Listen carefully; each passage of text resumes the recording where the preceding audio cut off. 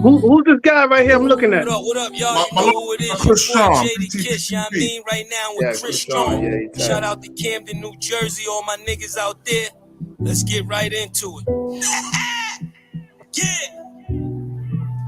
BTBTV. Chris Strong, man. Yo, born, let's get him, man. Yeah, never off plan. Used to get busy with them guns in my hand. 4 or 5 or a black 9 with a grand in my pocket and beef cool as a fan. BTBTV, we are not playing. Y'all just talk, we back it up and down. Sideways, F what y'all saying. We Kyrie and Kanye. This a boss talk, so you clowns should just fly away. Yeah. Hop on the bridge, throw your frame off the highway. This not a game, this is business, this my way. Real talk, your opinion is nothing to us. We gon' stay on chill, long as y'all don't violate. But it's not fair. We could be cool or your worst nightmare. We the best, I swear. And you could be my friend or enemy, I don't care. And you better be aware. Cause we coming for the whole pie and we don't share. No, it just ain't fair. But we the best, I swear. We the best, I stay up in the mix. A project politics, my mood kinda sick. Name well known from the hood to the sticks. 100 on the highway, flying so fast, burn the gears when I shift. Some people kick dirt on your name, what shoes you gave them. Broke your back for them and they got the nerve to play you. Kick raps, door all pushed and shoved my way through. Bum rush the kitchen, put my floor up on the menu. The jealousy be hidden up in jokes. That's why I stay serious like David Banner turned in the Hulk in pure form like the Pope. Haters get infrared beams with the scope, so run and get ghosts. We fight good, boxed in like Floyd on the roast. I'm the great black hope. Man, we the team and they know it coast to coast and it just ain't fair. We could be cool or your worst nightmare. We the best, I swear. And you can be my friend or enemy, I don't care. And you better be aware. Cause we coming for the whole pie and we don't share. No, it just ain't fair. We the best, if you with us, put your lighters in the air. No, it just ain't fair. BTBTV. Just ain't fair, man. Yeah.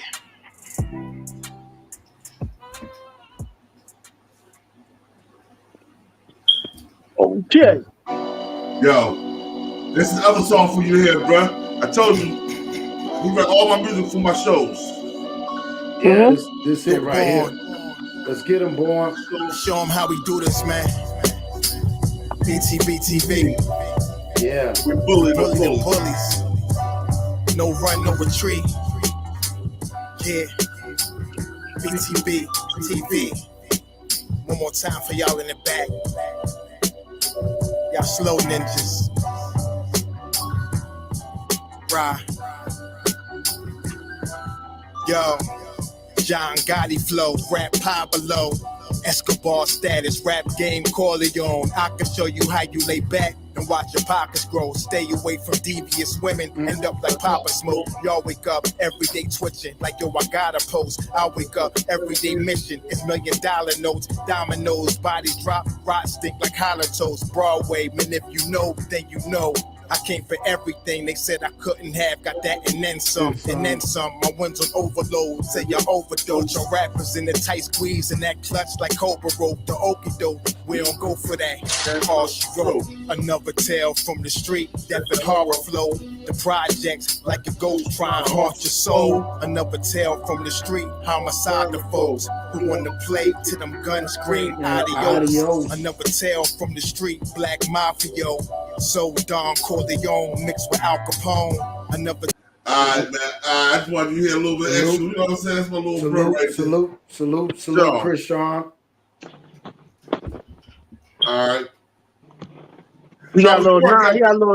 He got a little Nas in him. Sound like Nas influence. Yeah. Chris Strong, he got some crazy flows. He got one with Rick Ross. He got some new ones. Benny the Butcher. Game. He got one with the Game about to drop. Yeah. Oh, okay. Yeah. He got a song with Bon Jovi. Yeah. Real spill. Yeah, man. So y'all welcome back, man. We back, man. We got Mr. Holmes, Shannon Holmes. He was talking about, from coming up, having brothers and everything to where he's at now. We're kind of moving forward. We kind of broke down from his upbringing, from his family, and then he talked about going to DC. Y'all check that out on part 1. Part 2 is when he ended up.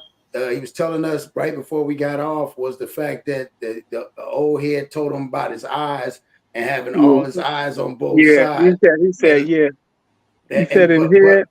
But my question, go ahead, say it again. Go ahead, yeah, say that. Let him know. He said, what I was blessed to have, like when I went to prison, man, I was blessed to be around a lot of old dudes with sense. And they saw I had sense in me, so they always kind of like gravitated to me. But certain instances, you got to be wary of certain dudes' motives, man. You know what I'm saying? Like, but I didn't, a man gonna recognize a man. So I never was worried about that. Jail ain't what it once was. Right. So you get what your hand called for in jail now. So I got a question to ask you before you get deep into it.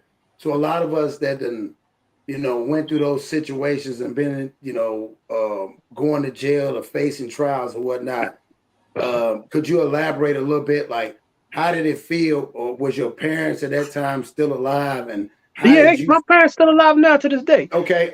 So what I'm saying is, how did you think, or how did they feel when they found out the news? And what was your reaction, or what was your expectations when that all happened during that time, or what they thought? I don't even know. I was just so young and naive to the system, man. Like you don't really know. It's like playing with fire and not knowing the properties of fire. Right. You know what I'm saying? And that's what we was doing with the legal system. We was playing with something we had no idea what we was playing with. We was playing with it, but it wasn't playing with us. No, I'm gonna tell you something. The judge had told somebody before. The judge said, the prosecutor will have to smack you to shut you up. You tell us so much. Damn. Them niggas. I remember one time, right? Like the first time I got in trouble wasn't in DC. Before I got to DC, I caught a direct sale. That's what they call it in New York. Where you buying from an undercover cop. Right. So that summer they have formed this new police force called TNT, the Tactical Narcotics Team. They had it in Jersey too. So I'm outside, doing my one. At this time, I'm a full-fledged hustler, as they say, a drug dealer. That's what I like to call it, because hustlers don't sell drugs. They sell a plethora of things. You know what I'm saying? They can sell anything. Right. So I was a drug dealer, and my man was like, "Yo, that dude right there wants something." So I served him. So anyway, get locked up. I was too young to really. I get a smack on the wrist. But I got probation, right? But I got a split sentence. So I'm in the courtroom. So now they talking about, you got a split sentence. You got to go to jail. Like half this time in the streets and half, in jail. So the judge said, you got anything to say before I sentence you? I say, yeah. My mother couldn't be here today because she got a bad heart, thinking I was going to find some leniency in this man. Right. I threw myself on the mercy of the court and found out the court had no mercy. So he said to me, and I've never spoken to a judge since. He said to me, your mother didn't come here today because she's ashamed of you. Her youngest son in the highest court of the land. Take him away. Wow. I never, because they already got in mind what they're going to do to you the night before, or when that paper come across their desk in the morning. They already know. So it's nothing you really can say that could change that. Only thing you give open up yourself up to ridicule and criticism when you speak to a judge. Fact.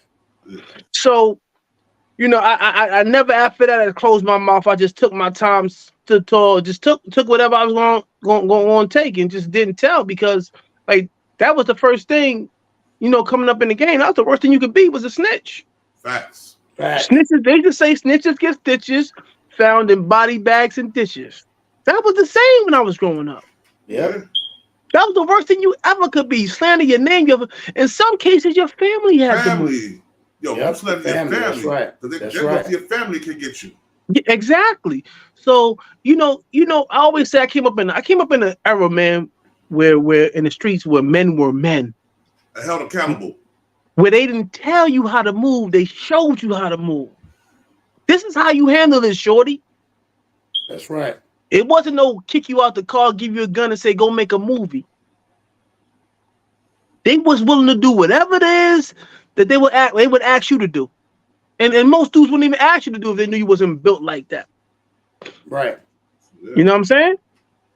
I mean, you can support dudes because the game is different jobs and it's different. It's just like a construction site. It's different jobs. You know what I'm saying? Right. Who pitching? Who's the enforcer? Who's this and who's that? And when we got to DC, we began to see that. Those lines began to be. So you start to see the organization and how it was made versus people just blind man shuffling out there just pitching it versus everybody has structure. Yo, bro, it was so much money. You started to see who was willing to kill and who was not. Wow. So that pecking order and the people who's willing to do most, they rose in those organizations. Let me ask you one question. You know what I'm saying? Let me ask you one question, bro. When you was in DC, was you ever around my big bro, Is the Christ? No, never crossed paths with him. But we're from that same era, though. Yeah. Well, I had him up here for a couple of interviews. Yeah, I've seen his stuff on, with Alpo and stuff like that. Even when Alpo was out there, Alpo wasn't out there when I was out there. He came out there in the early 90s. I was already in jail by then. Right. Okay. Right. I felt 87. I ain't get up to like 91, 92. Yeah. You understand what I'm saying? When I was out there, Rayful Edmonds was still out there. Yeah. He was still the talk of the town. So it was plentiful out there during that time. It was money for everybody. It was like, now the scammers got the streets fucked up because they could just hit a button and come outside with 20,000. Back then, you really had to hustle hard and hold down a block and kill, be ready to shoot, kill, whatever came with that. Salute, Nikki. NY Nikki, salute. It wasn't like now, man. You got scammers looking like drug dealers. Yeah. And they put no work for that. So now other street dudes looking at them like they fool. That's a fact. Now, this nigga soft. He ain't supposed to have that. Even a nigga, if it's just a drug dealer, he looking at a scammer like, because he know how easy he got that shit. And it wasn't. Salute, darling. I think the streets is easy come, easy go, but it was a little harder when we was growing up for that shit, bro. Right. It was way harder. Like, you had to be around niggas that was putting in work. Like I said, you started seeing the pecking order. The pecking order was established and who was willing to kill, and they was rising in these organizations. And in some cases, they made their name in DC. Right. They went from a regular or average dude to such and such now. Almost to legendary status, to super, you know what I'm saying? Like, nah, he ain't that dude no more. Like, and like I told dudes, I said, yo, when you moving around killers, bro, killer move on respect, bro. It's all about respect with a killer. That's it. So you say something wrong, you might get, who the fuck you think you talking to? That's right. And that's your warning. That's the warning. That's it. Ain't no more warnings coming. Right. And if you're smart enough, you can pick up on the sign language if you get it. Even he just turned to you. Who you talking to like that? That's it. Yeah. That's it. You know what I'm saying? So, as I said, that money, it just made my block go crazy, bro. It was just like, it was niggas from the same block, niggas' mothers and fathers shooting at each other. Like, yo, it was just crazy. It was just, niggas got a whole gang of time. Like, it was dudes that was getting hits with all kinds of shit in DC. And it was just like, I was probably one of the first waves to go in. But then I would later on watch my homeboys, read about my homeboys in the Washingtonian. You know what I'm saying? Like, damn, niggas got hit with this. Yeah, while I'm in Prince George's County, while I'm in PG County Jail. PG stands for plead guilty. Yeah, so that's why I was going to ask you. That's why I was going to ask you about this. So when you talked about in the part one, when you did your first bid, you went in there and the old guy told you about keep all your eyes. He said here, you got to have eyes on all sides to be alert and to be alive. So then he went on to tell me a story to reiterate You know what I'm saying? This ain't play. You know what I'm saying? Because a lot of us think that just because we got time, we coming home. That's not promise. Come on, that's I seen dudes die. I seen dudes die in jail. Yeah. When you go through the Department of Corrections and they ask you a question, they say, in case of emergency, who do you want to contact? You never think they're going to need that information. You never think that they're going to need that. So you just give them your mother address, your mother name, or whatever, not thinking that they'll ever need it. Yeah. Right. But I've seen some dudes that really needed it. I see some dudes whose property, Jersey Rich, whose property was up at the control booth, or everything that he had in the jail packed up in boxes at the control booth. Why? Because he was dead. I've seen shock trauma. Helicopters come down. I seen two dudes, two young kids. They call it on the hopper tier. They call it the hopper. Youngers. They call youngers hoppers out there, whatever. Yeah. So I seen two young. They arguing who better, Dominique or Michael Jordan. Put out the scalpel and stab him. The dude died on the compound. They brought him back to life in a helicopter on the way to shock trauma. Damn. That was crazy. Damn. So something trivial in jail could be something very big. Cigarettes, you could lose your life. And God forbid you fucking with them boys. That's definitely a lot. And let me ask you one question about that real quick. Because I was in the feds with a lot of DC cats. You know what I'm saying, too.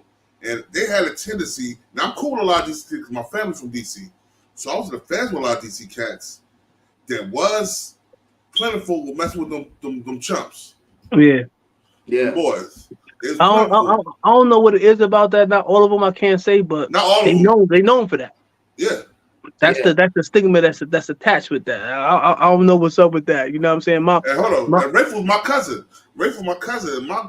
And my grandmother, when I used to go down there for the summer sometimes, she'd be like, no, you stay away from him. You hang with your other cousins. Because I had two sets of cousins. I had the McCrays and I had the Edmonds. Right. Yeah. McCrays was my grandfather's side. The Edmonds was my grandmother's side.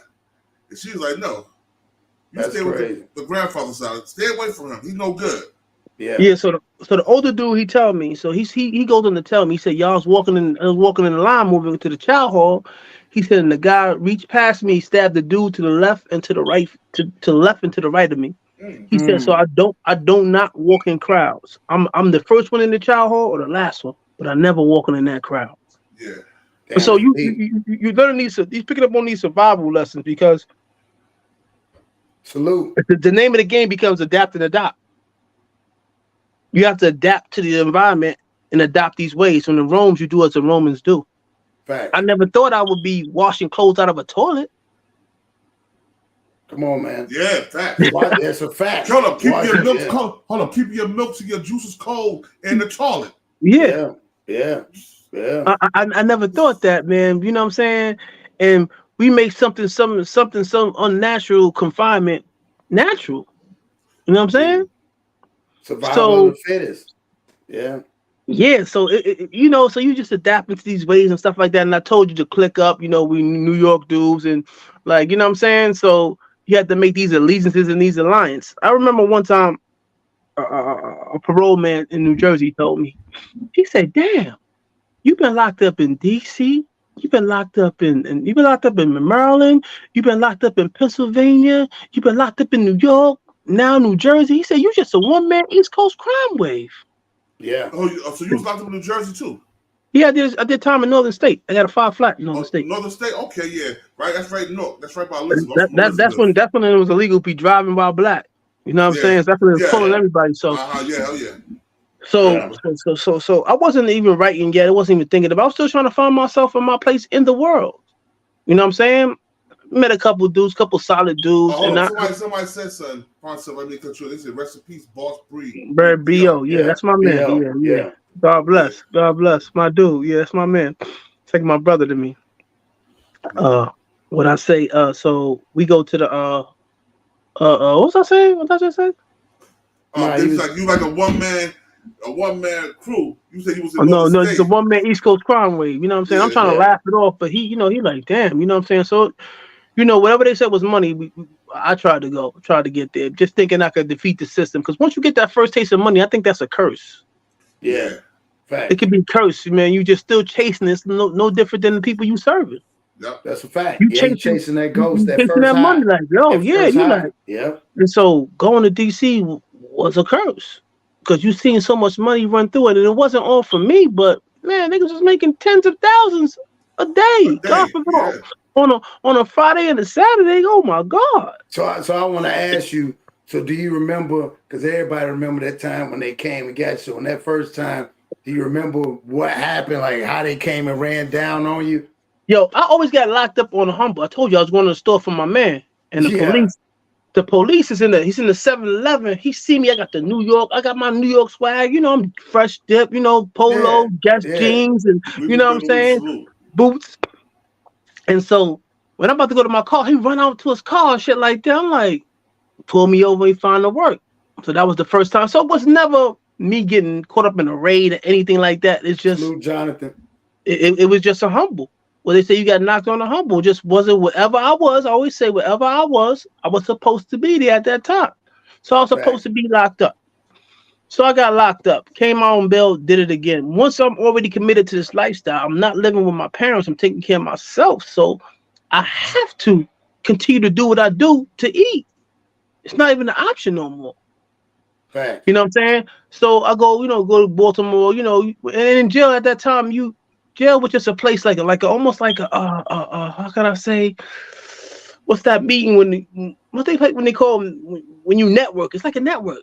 You go in there to be a bigger and better criminal. You make these contacts, you come out, look me up.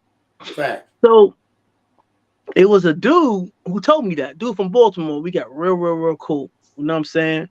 Real cool. So he was like, yo, when you come home, look me up. I did. I looked him up. And he brought me to Baltimore. Right. Still wasn't writing yet. Brought me to Baltimore. But I went to Baltimore. Baltimore had such a profound effect on me. I was like, I couldn't believe it. I was looking around because that heroin is different, bro. Right. All port cities, for some reason, port cities, Boston, what's that? Virginia, down in Virginia. All of them are big heroin town. Yeah, all of them are big heroin town. All of them are big on heroin. Baltimore. All port cities are big heroin town. That means the shipping and stuff like that is coming in. I don't know how that shit is coming in, but it's coming in, right? Yeah, because Jersey, Elizabeth, where I'm from, back in the day, we had a big heroin trade because we got the waterfront right there. Exactly. Right next door. So everything was flooded with that shit. Right. So I hadn't been accustomed to seeing this. Like I've been to 14th and W in DC, but it's crack is more. It's more mental. Heroin is physical. It's a whole different look. And from the outside, we would go in houses and they would look nice on the outside, and inside you was like, yo. I remember my man. We was trading horror stories one day. My man said he went to a house. He went to go use the bathroom. He said it was not a toilet. He said it was a fucking tub full of shit. I couldn't believe that. So we hustling out of people's houses, and the son getting money, but the mother's on dope. So one day, we walking in Baltimore, right? The helicopter come down, like about high as the power lines, right? Right. My man is like, yo, do not look up. Keep walking. And you got the spotlight on.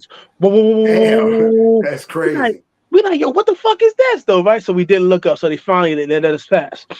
Then one time, I saw the police beating this girl up so bad. I'm like, damn, he beating a girl. He beating like a dope fiend. I said, he beating her like that? What would he do to me? Right. So I was just started seeing shit. I'm still not writing yet. Still, going through my motions, trying to do my ones and twos. I get locked up again.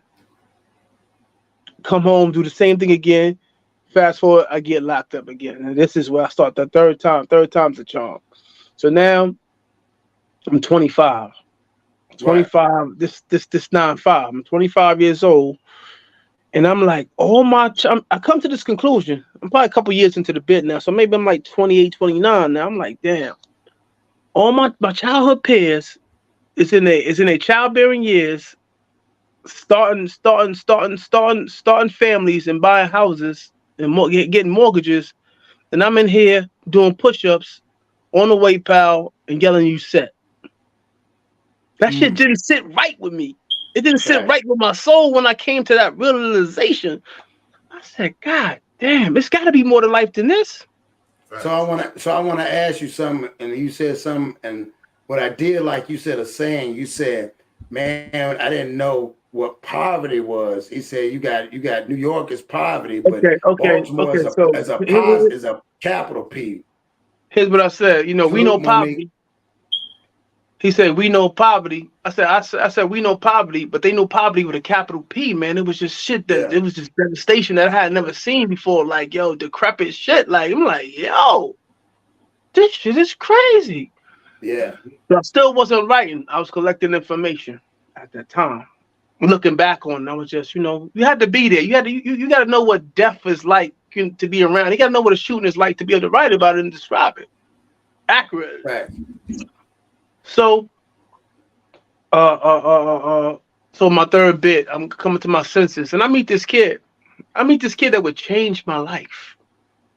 I want to go deep into that, because that's one thing that you say that, and so my question to you was, so not necessarily what was about him, because you said he was a good person, but did you kind of adopt your kind of writing styles kind of after him, or what was his writing styles? Because I want to know about him. This is funny. I know him from the street, but he had aged, so much. It's rare that we see that. He was a young boy, maybe like 14. Now he's maybe like 19, 20 or some shit like that. Mm-hmm. And he was out there. He was in the game early. So he's running around early, but his features had changed so much. But when I looked at him and really looked at him, so I said, yo, Divine. I was like, yo, you come in jail. You like, yo, where you from? Where you at? Where you hustling at? Right. You was down there? We start matching shit together, putting shit together, right? City. Yeah, so he say, so once he told me the town he was in, you know what I'm saying? We was locked up in Huntington, Pennsylvania, in a spot called Smithfield. So once he started breaking, so if you from DC, you from wherever you at, you locked up out of town. Let me ask you a question. Was Huntington, Pennsylvania, was that a federal jail or was it state? State jail. They sent you from DC to another state jail. No. No.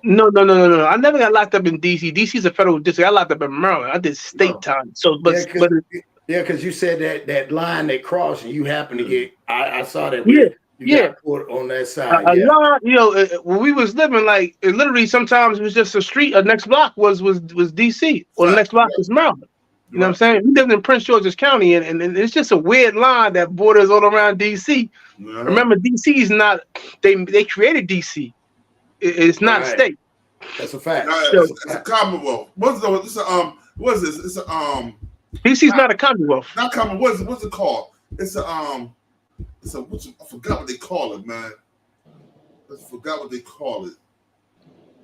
Damn. So you asked me about styles and shit like that. So, and this is the truest shit, right? So everybody was talking about this kid, you know what I'm saying, had these books. So I meet him and just talking to him, like, before I knew who he was, and we got deep into the conversation, and I said, yo, Devon? Because he had got shot right next to me on the street. And everybody thought I got shot. District of Columbia. DC's the District of Columbia. So everybody thought I got shot because we had the same rain suit on. Let me get back to I'll get back to that in 1 minute. Yeah. So I was, in that moment when I was just talking to him, I just had this inclination in my mind, like, yo, I'm smarter than this dude. I live longer. Right. I done more things, and I saw more things because I ran with older dudes. So my eyes I was exposed to a lot. You know what I'm saying? Just being around them. Right. And you have to have a level of maturity to be around them. You know what I'm saying? They might say, drive the car. They might just jump out, hit somebody up real quick and jump back in. And you can't be like, God damn, you got to be like, yo, we had it coming. You know what I'm saying? So you got to be cool about that. You couldn't be immature because they thought that you were a weak link. You might not never you'd be fooled. Come back, because all that, you know, it was a lot of things happening, and a lot of information was passed amongst crews that niggas know who was doing the killing. If they thought he was talking, you had to be smart enough to hear it and not repeat it. And not repeat it to the wrong person. That's a fact. Because that shit get back to him, just like you're a witness.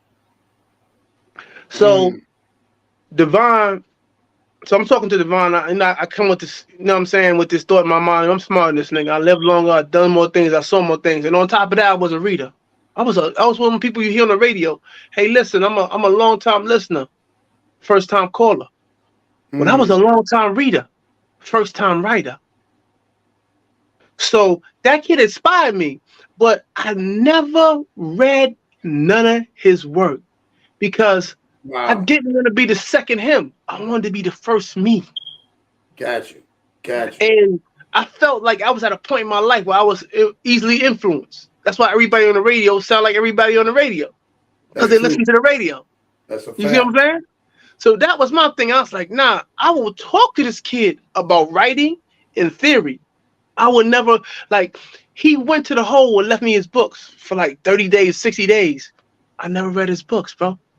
When he came out, I just gave them to him. So we would talk about theory, and, you know, and I needed that. But the first thing I went and did, I said, I want to write a book. I was influenced by him. I went to the prison library and got a book about writing books. I wanted to know the rules before I break them, and why I was breaking them. Because writing is like a house. You're free to be who you want to be within the house. Right. But all house at the very fundamental foundation of a house, they all design the same. From a skyscraper to a house. That's right. You understand what I'm saying? Steel framing and certain shit. It's all designed the same. But within that building, it changes. You come in and get interior design, then you change that house. So I needed to find my voice. And when you find your voice, it's such a beautiful thing, man. Like, and you sitting there writing, and you's like, damn, did I just say that? And you feeling yourself. And so before I got to that point, it was a lot of boiling up paper. It was a lot of going through the motions. But I had failed at everything in my life. And I was determined to be successful at this point in my life. Right. I was like, you know, my biggest fear was dying out of town, getting killed, DC, Baltimore, wherever I was at. And my parents or my family have to ship my body back home. That was my biggest fear. Yeah. My second biggest fear was having a baby to a hoe. right.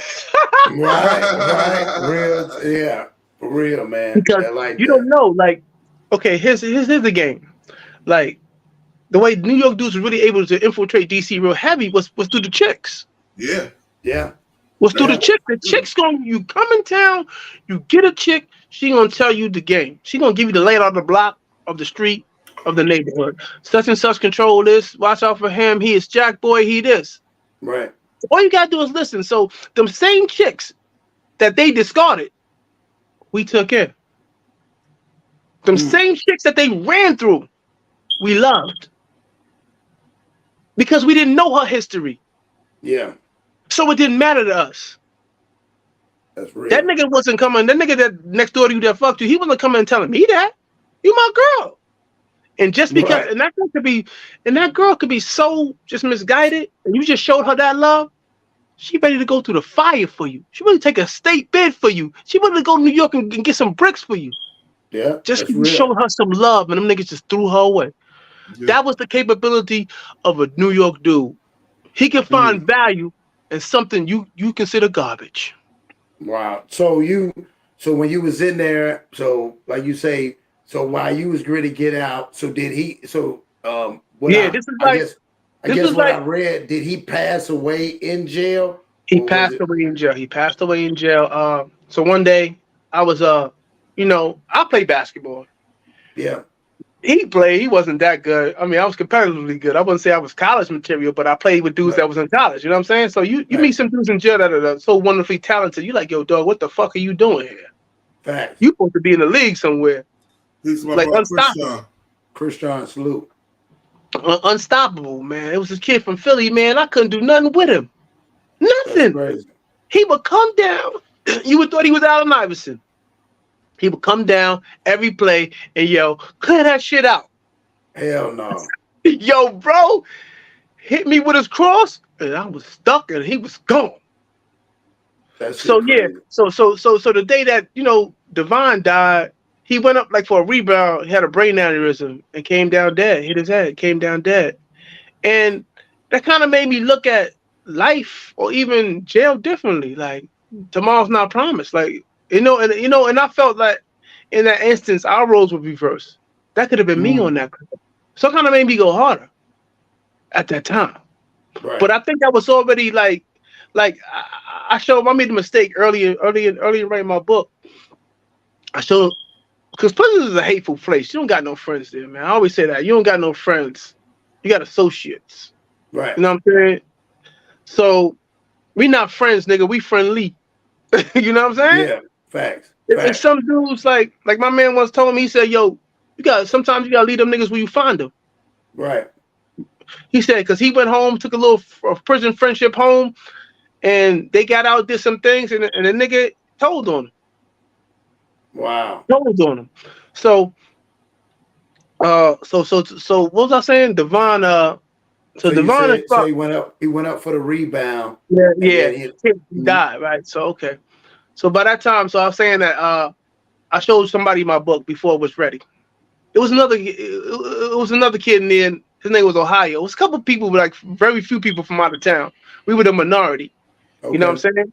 So Philadelphia and Pittsburgh, they were the majority. First majority was Philadelphia, and the other majority was Pittsburgh. Right. So everybody else was, from other little places, or little towns in Pennsylvania, or New Yorkers, or wherever they was from. So I showed it to this kid, and this was a formative time, very formative, and this became a conversation that I treasure and I value.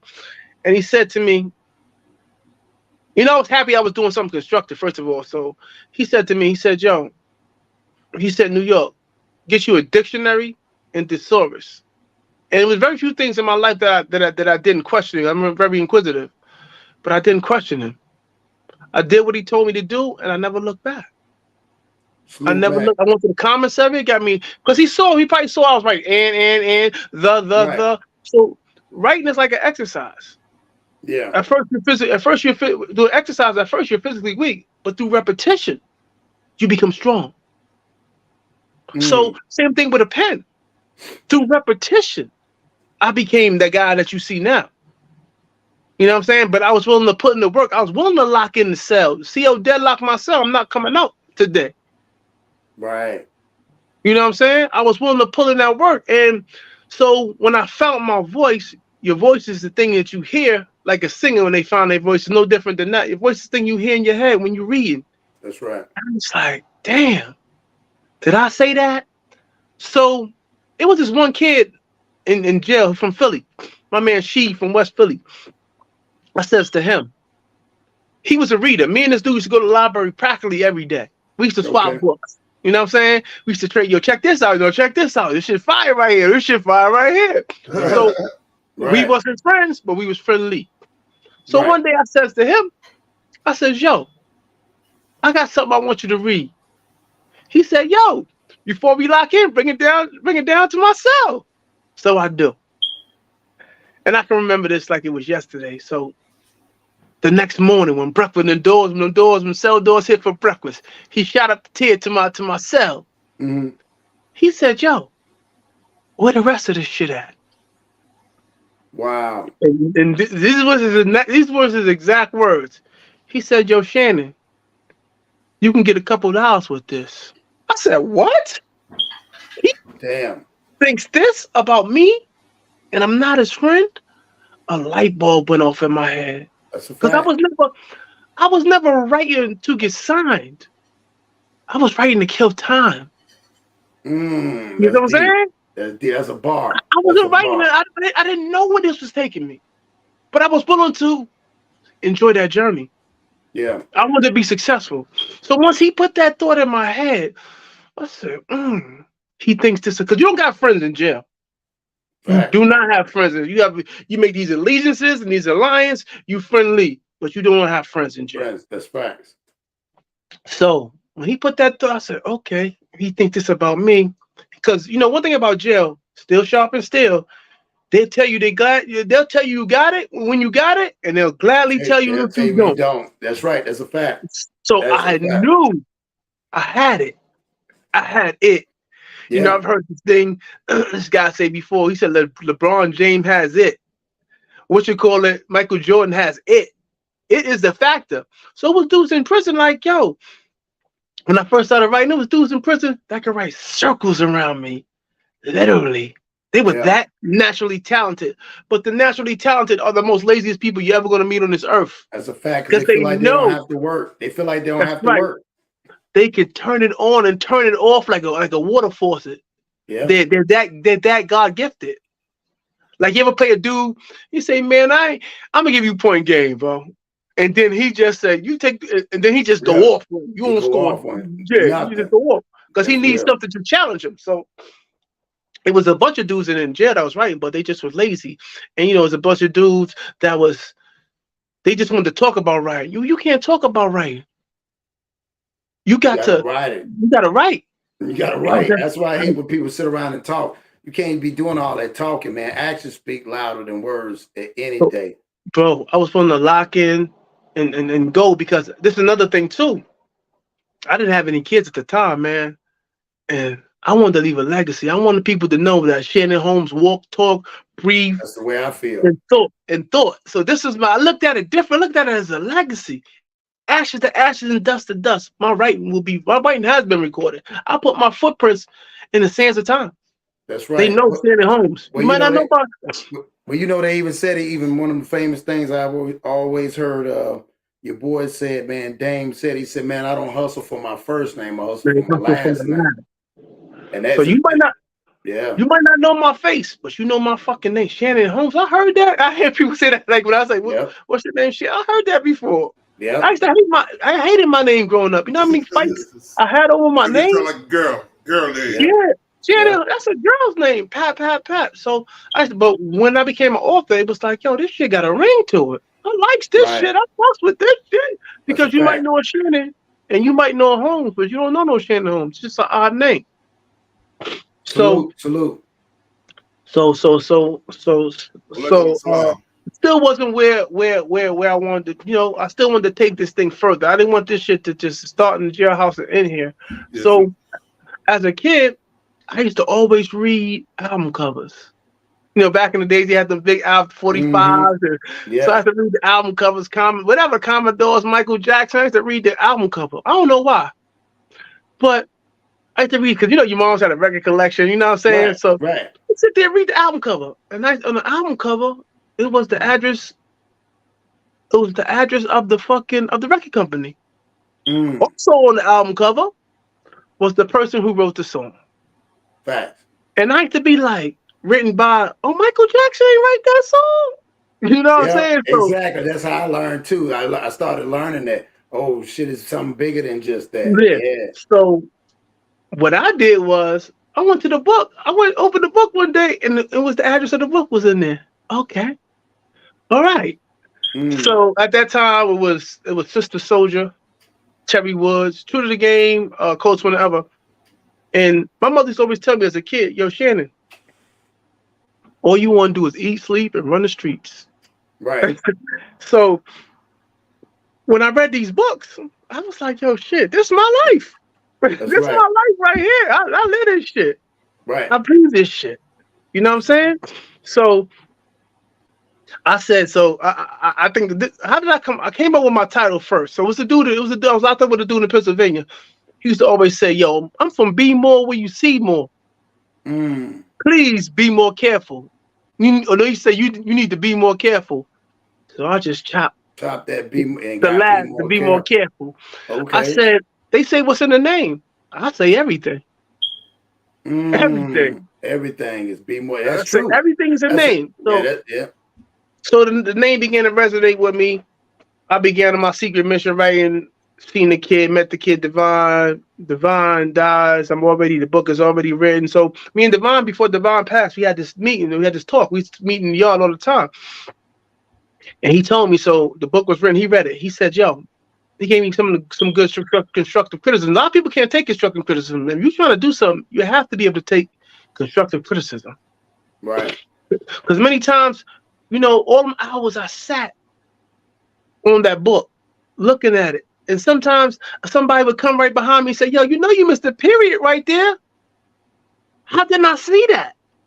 Right. Because I've been looking at it all goddamn day. Look at it all day. Got to get up and walk away from it. A fresh set of eyes came along and spotted it immediately. So I'm sitting in there, you know what I'm saying? So Devon says to me, he says, "Yo, who's this character Black?" Now, because I brought him in chapter like 15 or some shit like that. I bought Black. Before you say that, Mr. Holmes, go back for us when you did Be More Careful. Explain to them, because I thought it was pretty interesting, how you came up, because you was talking about album covers and different skits, but you failed to mention, because I've been doing my homework, how you came up with your characters in the book. Oh, how I came up with the character. I was going to get to that. You cut me off too. Yo, so my bad. Black, I like characters with whole names. So all my characters have whole names, including a nickname. A nickname was something I never had, so I always wanted one. So that's why I like. Right. It was, you know, Shanetta became Netta. I forgot what Mimi's name, but it became Mimi. And Black was Deshaun Williams. Deshaun is my nephew's first name. Okay. You know what I'm saying? So Deshaun. So I started pulling things from you. You pull from everywhere when you write. Right. His mother's name is Cynthia. That's my sister's name. So and Mimi's father's name was Dollar. My man's name is Mo Dollar. The dude I told you that caught 25 years. That was his name. His name is Screaming Holler Mo Dollar. That's what he called himself. So I was just snatching shit from everywhere, pulling from everywhere. You pull from everywhere. So with the formulating these, well, let me tell you about Black. Black is a funny story. So I was up on the tier. I'm on the tier one day, and this dude is cursing this other dude out. Yeah. I'm being giving him the business. All kinds of MFers and Fers. I said to myself, I looked up on that tier. I said, "Yo, if he ever talk to me like that, we fighting." And you know, dudes in jails, they say, "Yo, fight where you get mad at." It ain't happening in the yard. You ain't get mad in the yard. Fight where you get mad at. So his name was Black. I said, "Black." I said, "That's a hell of a name. It's a Black in every city." Everywhere I went, it was always a Black. DC, Baltimore, New York. It's a Black. My cousin Black. You know what I'm saying? So Black. So I snatched that name. So with Netta and Mimi, they're the main characters. I made one light skin, one dark skin. One had a one had a father, mother and father. One had a mother. One got high, one didn't. So on and so forth. And with my characters, I just felt like two strong people can't hang together. One has to be passive and one has to be submissive in order for the shit to work. Aggressive. You said one gotta be passive and one gotta be aggressive. One gotta be submissive, but you gotta go along with the flow. You know, you're gonna constantly be bumping heads. I mean, at some point in time, the lesser one is gonna feel like they're as big as the greater one, but that's natural. That's jealousy. You know what I'm saying? That's life. You know what I'm saying? Right. Yeah. So what people think is Be More Careful was a book about chicks selling pussy. No, it was more about a friendship going awry. A friendship. At the root of that is a friendship. And people don't get that because I'm big on friendships. Because I believe, like, yo, I'm probably big on friendship, is probably bigger than I'm on family, because family, you born into that family, but a friend, you get to choose them. That's true. You choose each other.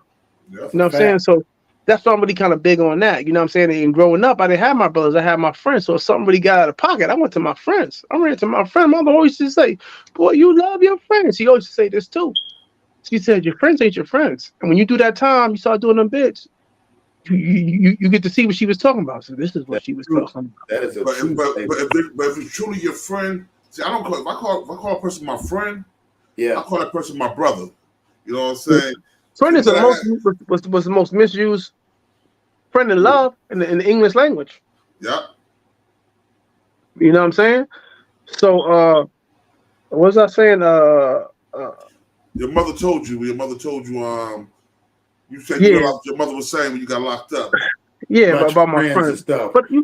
But you know, everybody gonna write you. Everybody gonna look out for you. So I learned that there's a different criteria to judge friends. You know what I'm saying? And then friendship blinds you to your friends, to their faults. You know what I'm saying?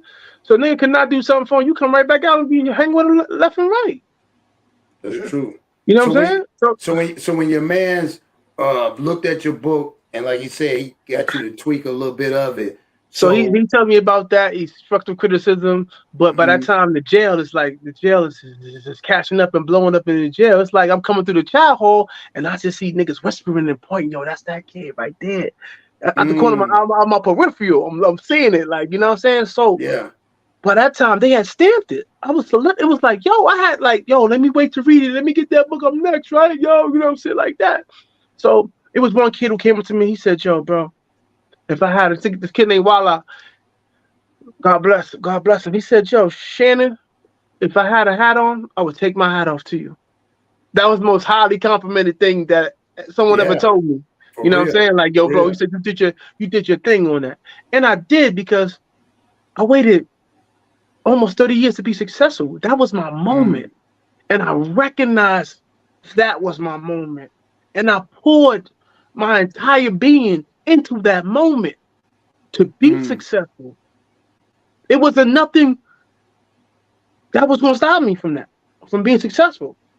You know, I saw things and dudes like laughed at me. Funny story, right?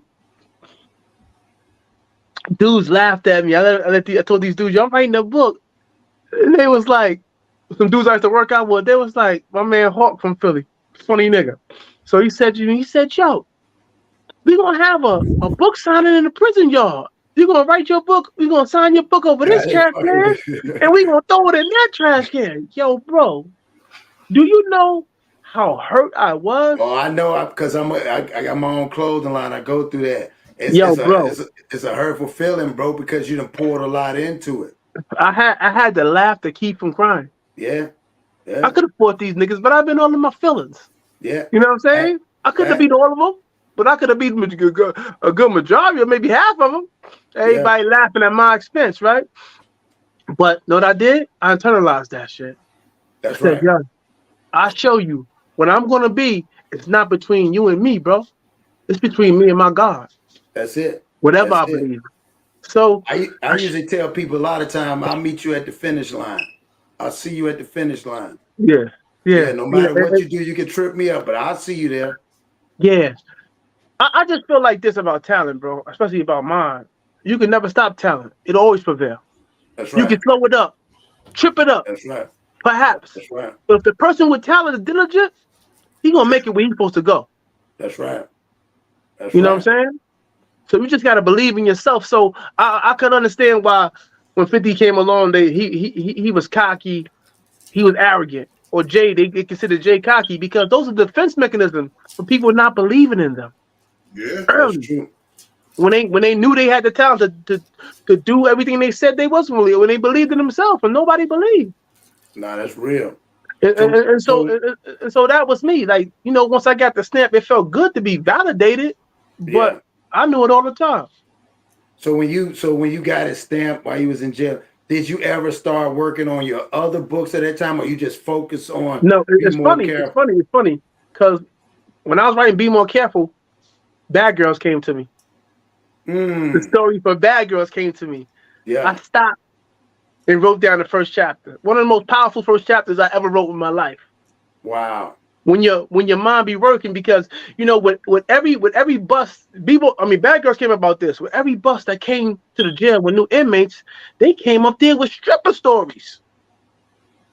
Wow. And I hadn't been to the strip club yet. You hadn't even been, that's crazy. I promised myself I was going when I got out.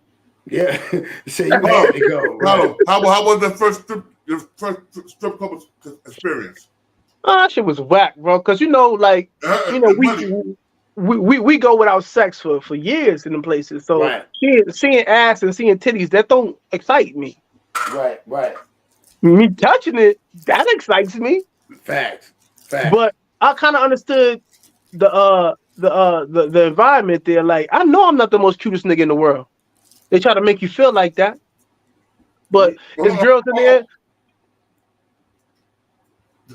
You're right. Yeah, they try to make you feel like that. It's all about money. So it's girls in there that what the fuck are you doing here? It's somebody for every yo, bro. Right. It's somebody for everybody. Well, You know what I'm saying? And I think by that time you had already understood the game as far as business. You was business set. So when you see stuff, you probably like me as a creator. When you see it, you look at it. Either is it a business opportunity, or it's just a waste of my time because I don't have that time. I got stuff I got to do. I came in there to get some information. Yeah. Fact. So I fished around and I finally met one girl who gave me the fucking game. And I took it and I ran it and I wrote another book. That's tight. You see what I'm saying? She sat me down. She was like, yo, I'll give you I said, no, I don't want no lap dance because if I take that lap dance, you won't respect me. It was about respect first. It could have went other places with that, but I was like, nah.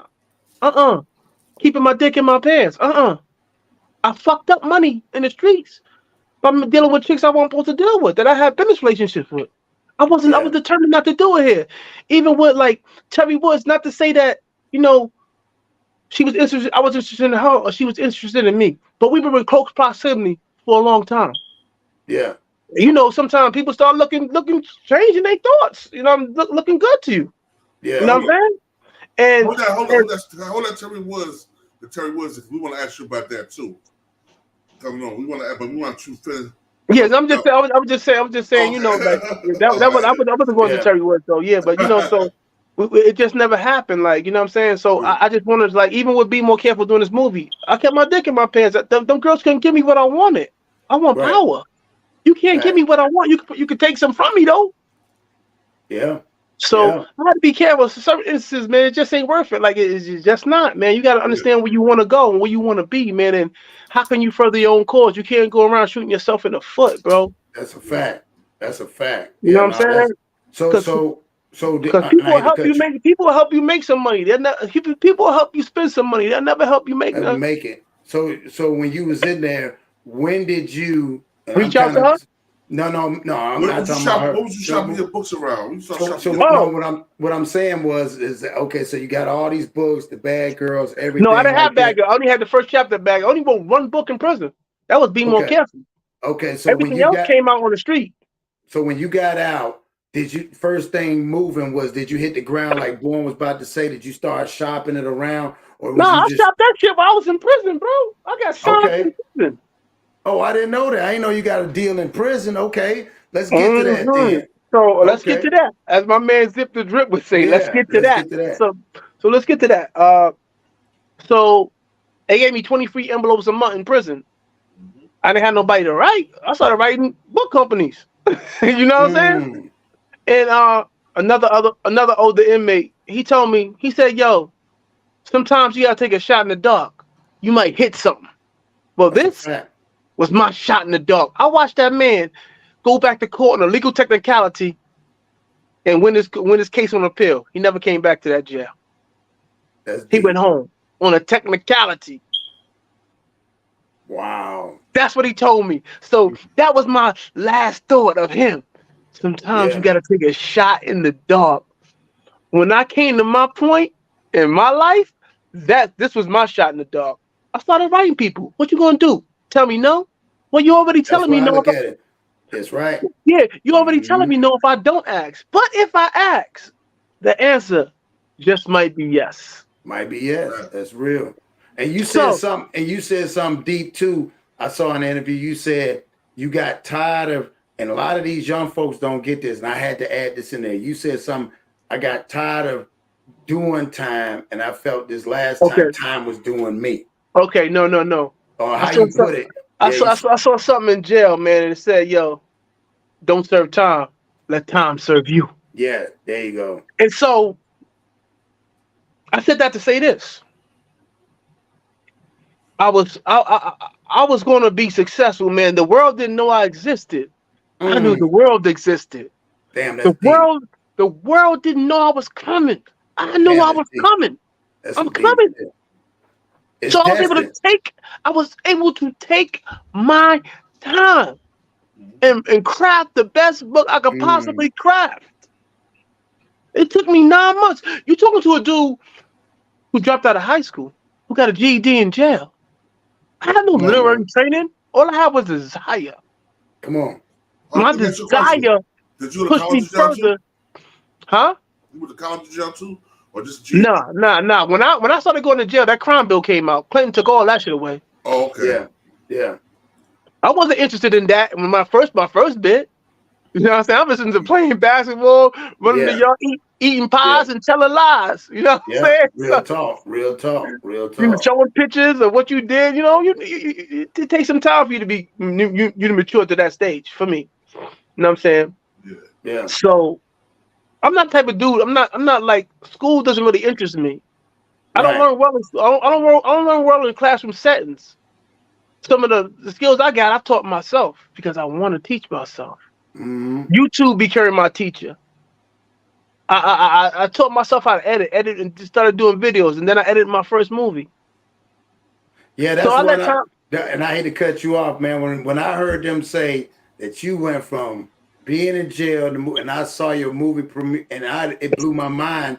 And a lot of these young brothers, and I hear it a lot, and I told Born a lot of times, "What's up with your old house wife?" And I hear a lot of people that sit there and they say, hey, how you go from being in prison, writing these urban novels, to then you saying the hell with it. So you got to give me some game because offline we already know. But what? First of all, I got to ask, what was your first camera? My first camera was a $7,000. They thought I worked for a news station. My son was a Sony XLH. My first camera was Sony, not Sony, the Canon XLH A1A. 7,000. But anyway, I didn't even know nothing about cameras. I broke my first tripod. The first time I opened up a tripod, I broke it. Wow. So how do I get to those positions? I be dreaming, dog. I stay dreaming. Me too. What they call that? Affirmations. I used to sit on my prison bunk and sign my name over and over on the legal pad and tell myself, yo, I'm going to be famous one day. And that shit came true. Sit there and just tell myself, yo, this name gonna mean something to somebody one day. So it'd be crazy, like when you write my note. When people come to you and say, yo, you changed my life. I'd be like, God damn, I just started out trying to change mine. So I'm a dreamer, bro. That's deep. I'm a dreamer. There. I want to dream to the day I die, bro. I got bigger aspirations than this. So that's how I get there. I stay dreaming. I stay consistent, or I stay down till I come up. I ain't going back to that drug game. That's what I ain't doing. All right. Let me ask you this question. So when you were shopping your books and before you got to Terry Woods, who's some other publishing companies that turned you down? I wrote them all. I wrote Simon & Schuster. I wrote Penguin and Putnam. I wrote Holloway House that had Donald Goines. And during that process, it was just a process of elimination for me. Right. So they would write me back. To my surprise, they would write me back. I had all the time in the world wait for them to write me back. So if you didn't write me back, I was going to send you another letter. How about that? So wow. They said, so like the big conglomerates like Penguin and Putnam and Simon & Schuster, they would say like they said, we don't take unsolicited manuscripts because there are so many people in this world who write, who dream of writing. And here I was, I fell into it. It chose me. It came to me at the most loneliest time of my life. Here I was. I went on to dominate in a college-dominated profession. Come on, man. They couldn't understand that. They couldn't understand it. They was like, who is this kid? And what it was is that you was breaking down, you was busting through the atmosphere. No matter what they rejected, they couldn't deny it. Because somebody, even the people that probably was working in there probably read it and was like, bro, we can do something with it. But it was... No, I never sent it. You don't send your shit like that. That's how people get robbed. Right, so I would send out a feeler. Once I put that feeler off, I got nothing bit on the line. I'm pulling the line off the water. Okay, scratch them off the list. Scratch them off. Donald Goines, the Holloway House was like, yo, they hadn't published it. They haven't published books in such and such many years. Then I heard horror stories about them, how they paying his people pennies on a dollar. Scratch them off the list. So then my friend had this book in there. He had this Don, was it Don? No, he had a Fed magazine. Fed magazine in prison. And in that Fed magazine, he had Terry Woods had an ad in it, and it was a P.O. box in there. So, you know what I did? Writer. Damn. So I'm chilling in my cell one day. Police come after the count. They come by the mail. I hear that slide leave the door. I look down. Terry Woods. My heart started pumping. Like I said, I read Sister Soldier. I had read Terry Woods. So I knew it was important for me to land at a place that could properly expose my talent. Because no matter how good 50 Cent was, if you went to a country label, we would never heard of him. That's a fact. Right. You had to go to the right label. You have to be in the right time in the right place. So she says to me, yo, send me a self-addressed envelope with your book in it. You know, I didn't write it like, yo, girl, ooh, you look good, or catch a brain freeze on her. I came out of business. I wanted to keep it business. Right. So, you know, I broke down. I wrote a query letter telling what my book was about. I wrote a chapter by chapter breakdown what she was going to read, and I guess she was impressed with that. See, my thing is this: like, I went to like the Writer's Almanac in the jail, and they taught me all this. So if I could eye it, if I could see it, I could do it. Well, I'm hands on. And I was going to say that before I didn't want to cut you off. And the people don't realize you wanted it so bad. That's why I'm saying I'm listening to you talk. You were self-training yourself, writing queries, summarizing it. That most people go synopsis, to yeah, like you know what I'm saying. And you're so focused in doing this that you basically nobody can come back and say, hey, and run game on you. God put that on you to learn it, so they can't come back to run the game on you. Yo, I said to myself, I'm gonna give this shit the same energy I gave the streets and see where it takes me. That's what I said to myself. And I was gonna leave no stone unturned. Even from prison. That's why I can't understand. Nigga, you on the streets and you can't get on? I can't understand it. Come on, man. Say it again. They don't get it. You got all this technology and this and that. And yo, I just wrote the girl Shonda Grimes the other day an email. And Herb got it. So I'm still reaching out. I'm still using this. Yeah. I'm using the same principles I used in jail on a different platform. On a different platform. Oh, have you tried to reach out to Dame Dash? No, I didn't try to reach out to Dame Dash. I didn't try to reach out to Dame. He helped a lot of authors with movies too. I don't know. Like, I mean, like, it's just, I don't know. You know what I'm saying? I tried to reach out to Dame early. You know, I'm not that I have anything against him, but like, you know, he doing distribution and all that type of stuff. I mean, I'm just like, you know, you just got to be careful who you stand next to because you might get shot too. Yeah, that's real. That's real. I don't want to be.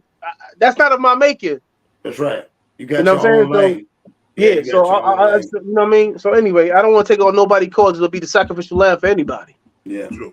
So you say so the envelope slides up under there. Terry Woods. Yeah. So you know, right there, I said that the book. Heart beating fast. He said, send a self-addressed envelope. I said, shit in my mind. This is going one way for me to you. I knew it was going one way. By that time, I was just so confident. The jails told me. You was stamped. I knew it was going one way. And then the next letter I got was, I want to sign you for 5 years. And yo, dog, you talking about scared?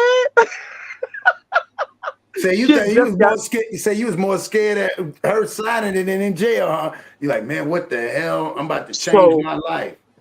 It's only like that. So I went back to that same dude that I was kicking it to. So now I'm on a 5th year 5. I'm coming home, maxing out. There's nothing they can do. I'm coming home. So I went back to my same man, and we spent in the yard talking. I'm like, yo, man. She said she want to sign me for 5 years. I don't know. I said 5 years is a long time. You know what he said to me? He said, stupid, you just did 5 years. Did 5 years. So once he said that, he put it in perspective for me. It's not a long time. That's true. So I was like, sometimes when we think things or when we say things to ourselves, shit sound so good. And when we verbalize it to somebody, nigga, what the fuck is you talking about? You sound stupid. I always tell people because I say it right back to them. And they were like, man, why you say it like that, bro? That's the way you said it. I'm just repeating it back to you, but it sounds fucked up when you say it. I'm like, but that's how you said it. You know what I mean? Yo, bro, So she sends the letter. I signed my deal. I went to the prison library, got a power of attorney, gave my father a power of attorney.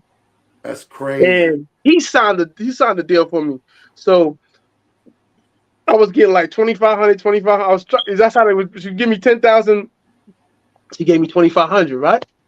She gives me the 2,500 in jail. So I got money. I'm like, nigga, you good? You want some little Debbie? Right, You so good? you balling up in there. You the I'm boss up balling, in there. right? Yeah.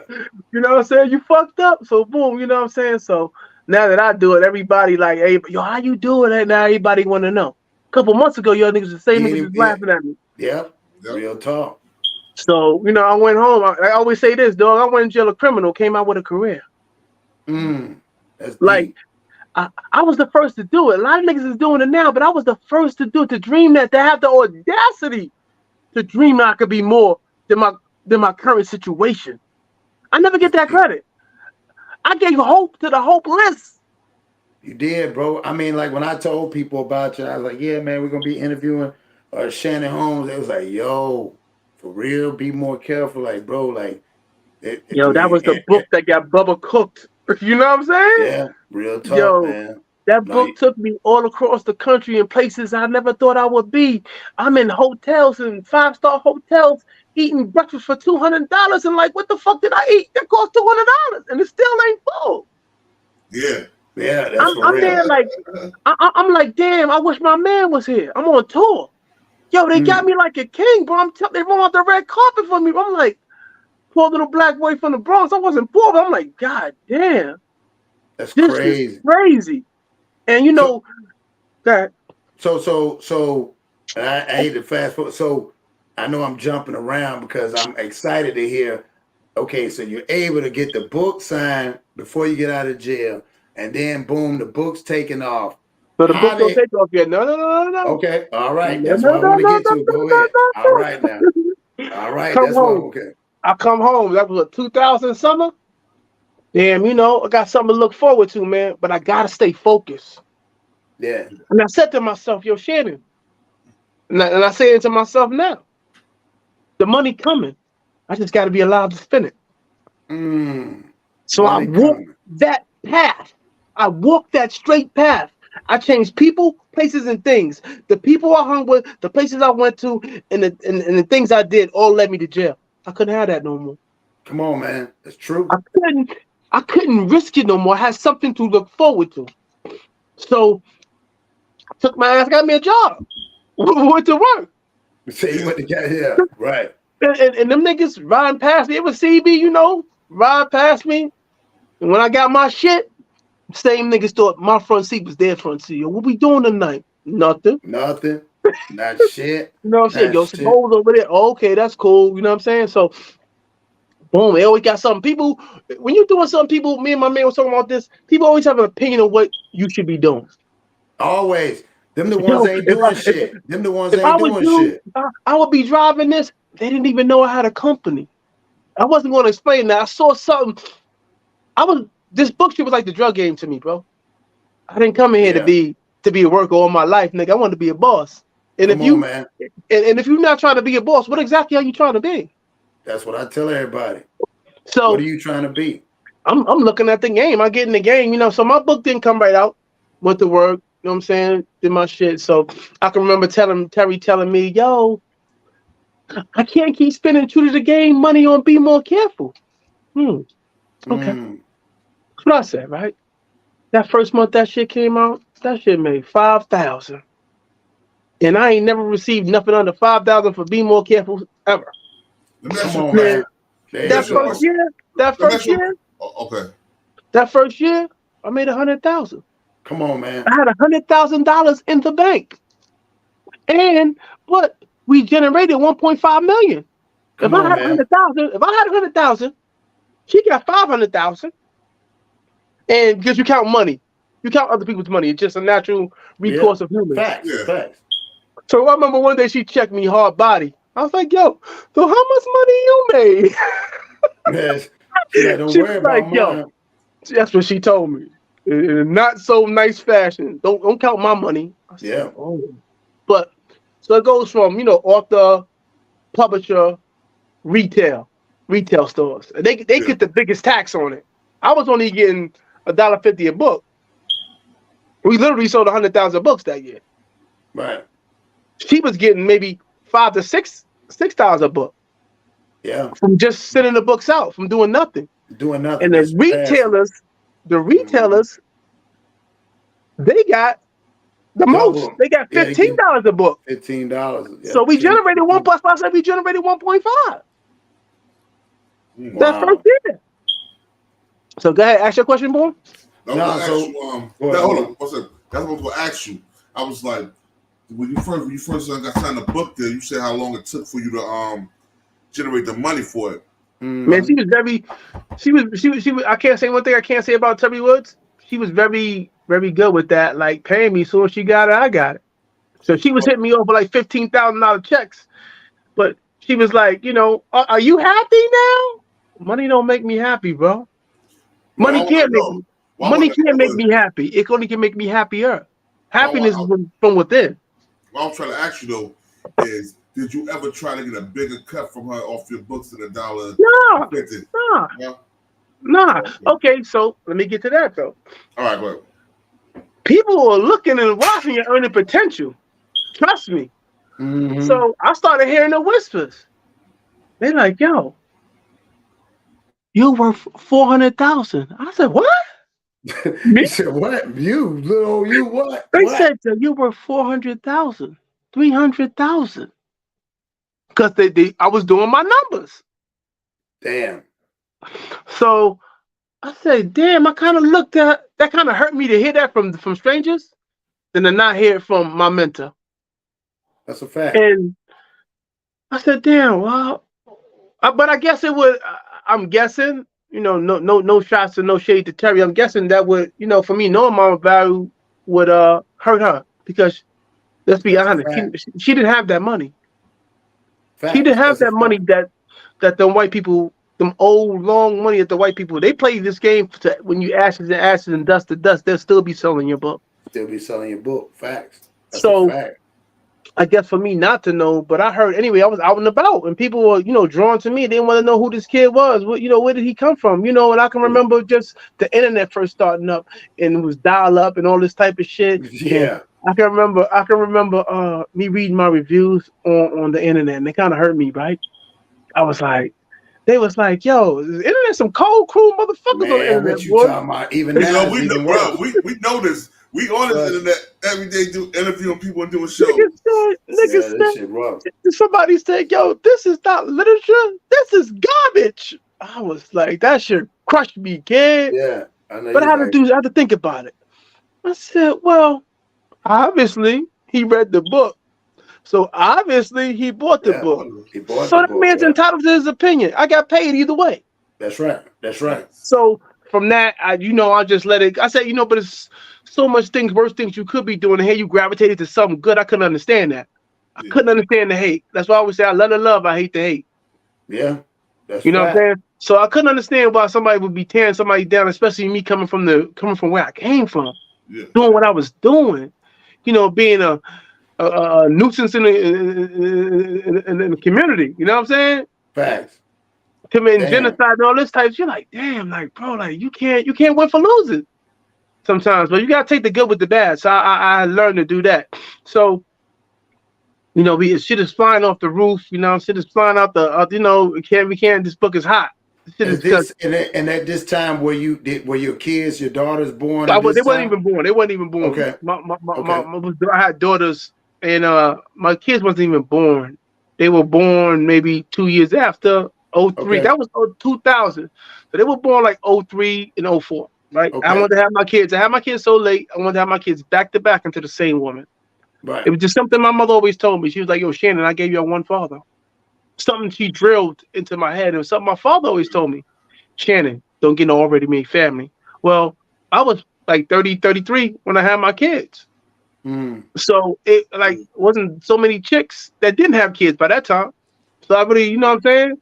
If I really looked, but you know what I'm saying? I went more with what felt right to me at the moment, at the time. You know what I'm saying? And, but good sex does not make a good relationship. I learned that. Yeah. Right. It takes more to that. It's more to it than when you're raising these kids. You know what I'm saying? When you got these kids involved. You know what I'm saying? So that's not a little lesson, but that's neither here nor there. But so the books started falling off the shelf, and so now it's like, it's becoming friction between me and Terry. So it becomes like Kobe and Shaq. I'm Shaq. She's Kobe. I got she's you. Kobe. She's Kobe because she's the establishing star.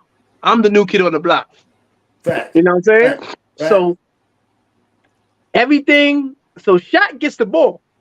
He's Shaq because of this. Shaq gets the ball. Now Shaq, even when Shaq's double team, he decides if he's gonna pass it out or if he's gonna turn and dunk this motherfucker. That's right. That's right. The ball in this case is opportunity for me.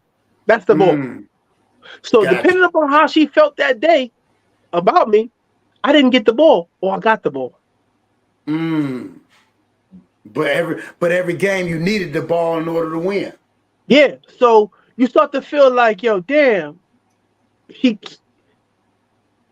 start to feel like, yo, he cast a big shadow. Like, what can I do on my own? You start to wonder because everybody, you start to hear all these rumors. Oh, Terry wrote his book.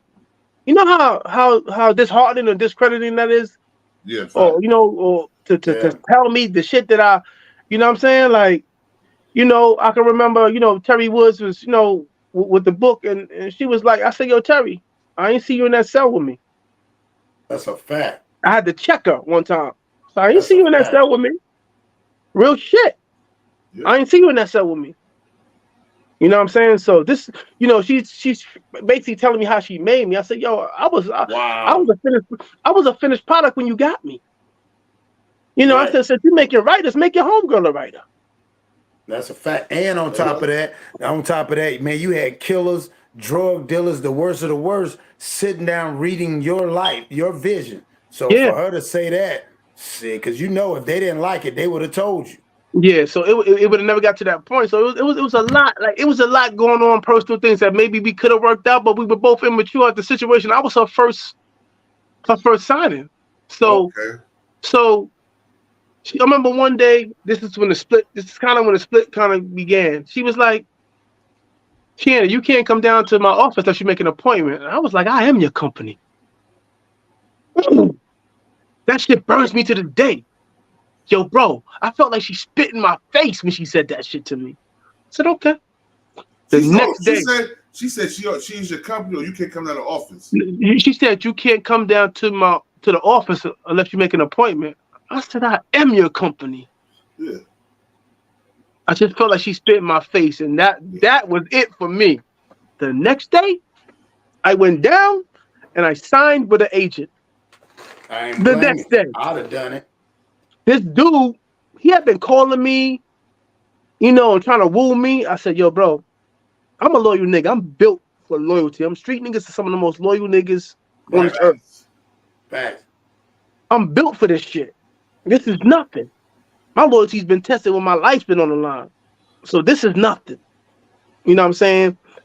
And I can remember people like, yo, you beefing with Terry? I said, beefing with Terry? What? I said, Terry's not busting no shots at me. I don't look over my shoulder when I get out of my car or going into my house. I said, we don't have no beef. We had verbal altercations, squabbles, verbal squabbles, spats, but it's never a beef. I don't beef with girls. Right, for real. You know what I'm saying? Who beefs with girls? You know what I'm saying? So shit was crazy. So into that shit. Yeah, so it's like, you know, it was a difference in opinion, and because she was over me. Like sometimes people think they made you. I don't know. This is my version of the story. It's just two sides of the story: my side, her side, and God. But you know, when it was good, it was all good. When it was bad, it was equally as bad. It was worse. You know what I'm saying? So you know, like, but I just thought I was the cornerstone of her company. Yeah, true to the game. She at one point in time, you had two of the top selling books in urban history, and you can't. Yeah, that's a fact. True to the game and be more careful. Sister Soldier, depending, I don't know where you people rank them shits. I'm number one to me. Yeah. Yeah, I think my book. That's right. I think my book will stand the test of time against any book in that genre. I'll put it up against anything, even against people like Donald Goines. You know, when I started writing, they say you got two educations, one you're given and one you learn on your own. I went back to read the masters. I read to Sidney Shelton's Master of the Game, Donald Goines. But I didn't read it for entertainment. You read it to dissect and analyze. Yeah, to see how he did what. Yeah. That's a different read, bro. When you read like that, it's a whole different. I wasn't entertained by the book. I was too busy watching the plot, the pace of the book, the setting, the scenery. That's right. When did it shift? How did it shift in there? When did you notice the key words that made? I know what you're saying. That made the whole thing. I can remember. I read a book, and the dude said this dude was a killer, and in the book he didn't kill nobody. I said, what? That's gangster. I like. That's beautiful. I said, what? Because it make you check. Because it's making you chase the ghost. He gonna kill. You gonna see him on his way to killing.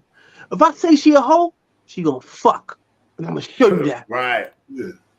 Right. So I was able to capitalize off a lot of mistakes that people that, what made Terry Woods and Sister Soldier beloved, because their shit is love stories. My shit is just hard, aggressive, in your face. I'm just coming at you.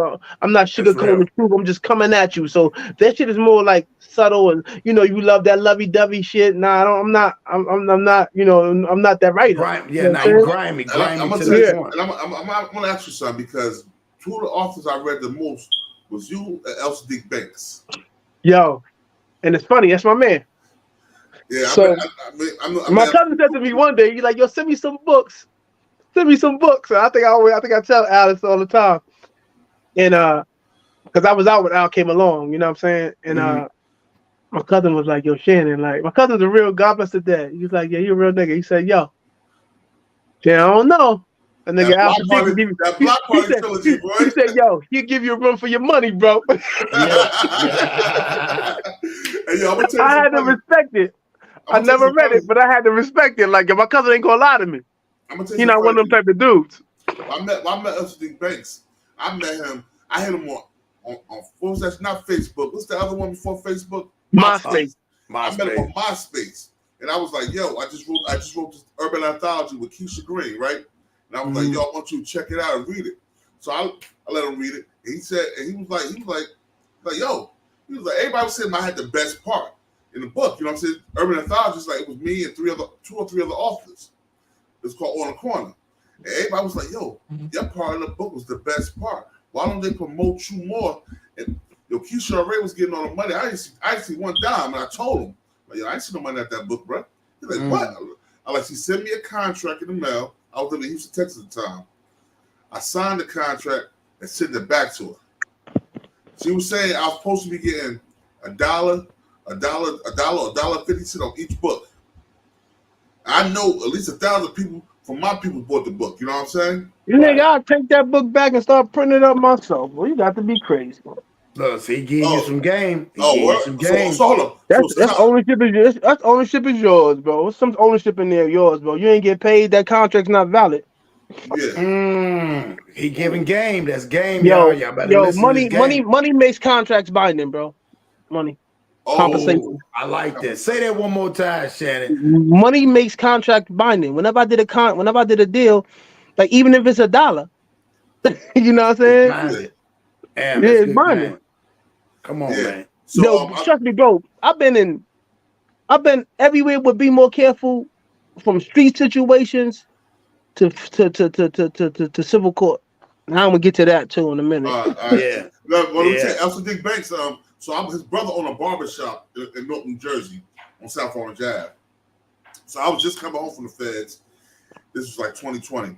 So I was like, yo, I went to his brother's barbershop.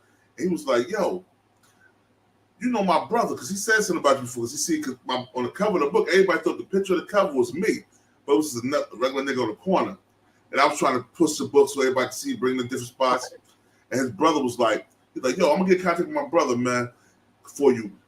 Matt, he got contact with us. He gave his brother some books to give to me, and I read his books. Now I draw inspiration of reading other people's stories because, like I said, I'm from Jersey, so you're from North. I'm from Elizabeth, so a lot of our stories are similar, but you just got to put your own plot.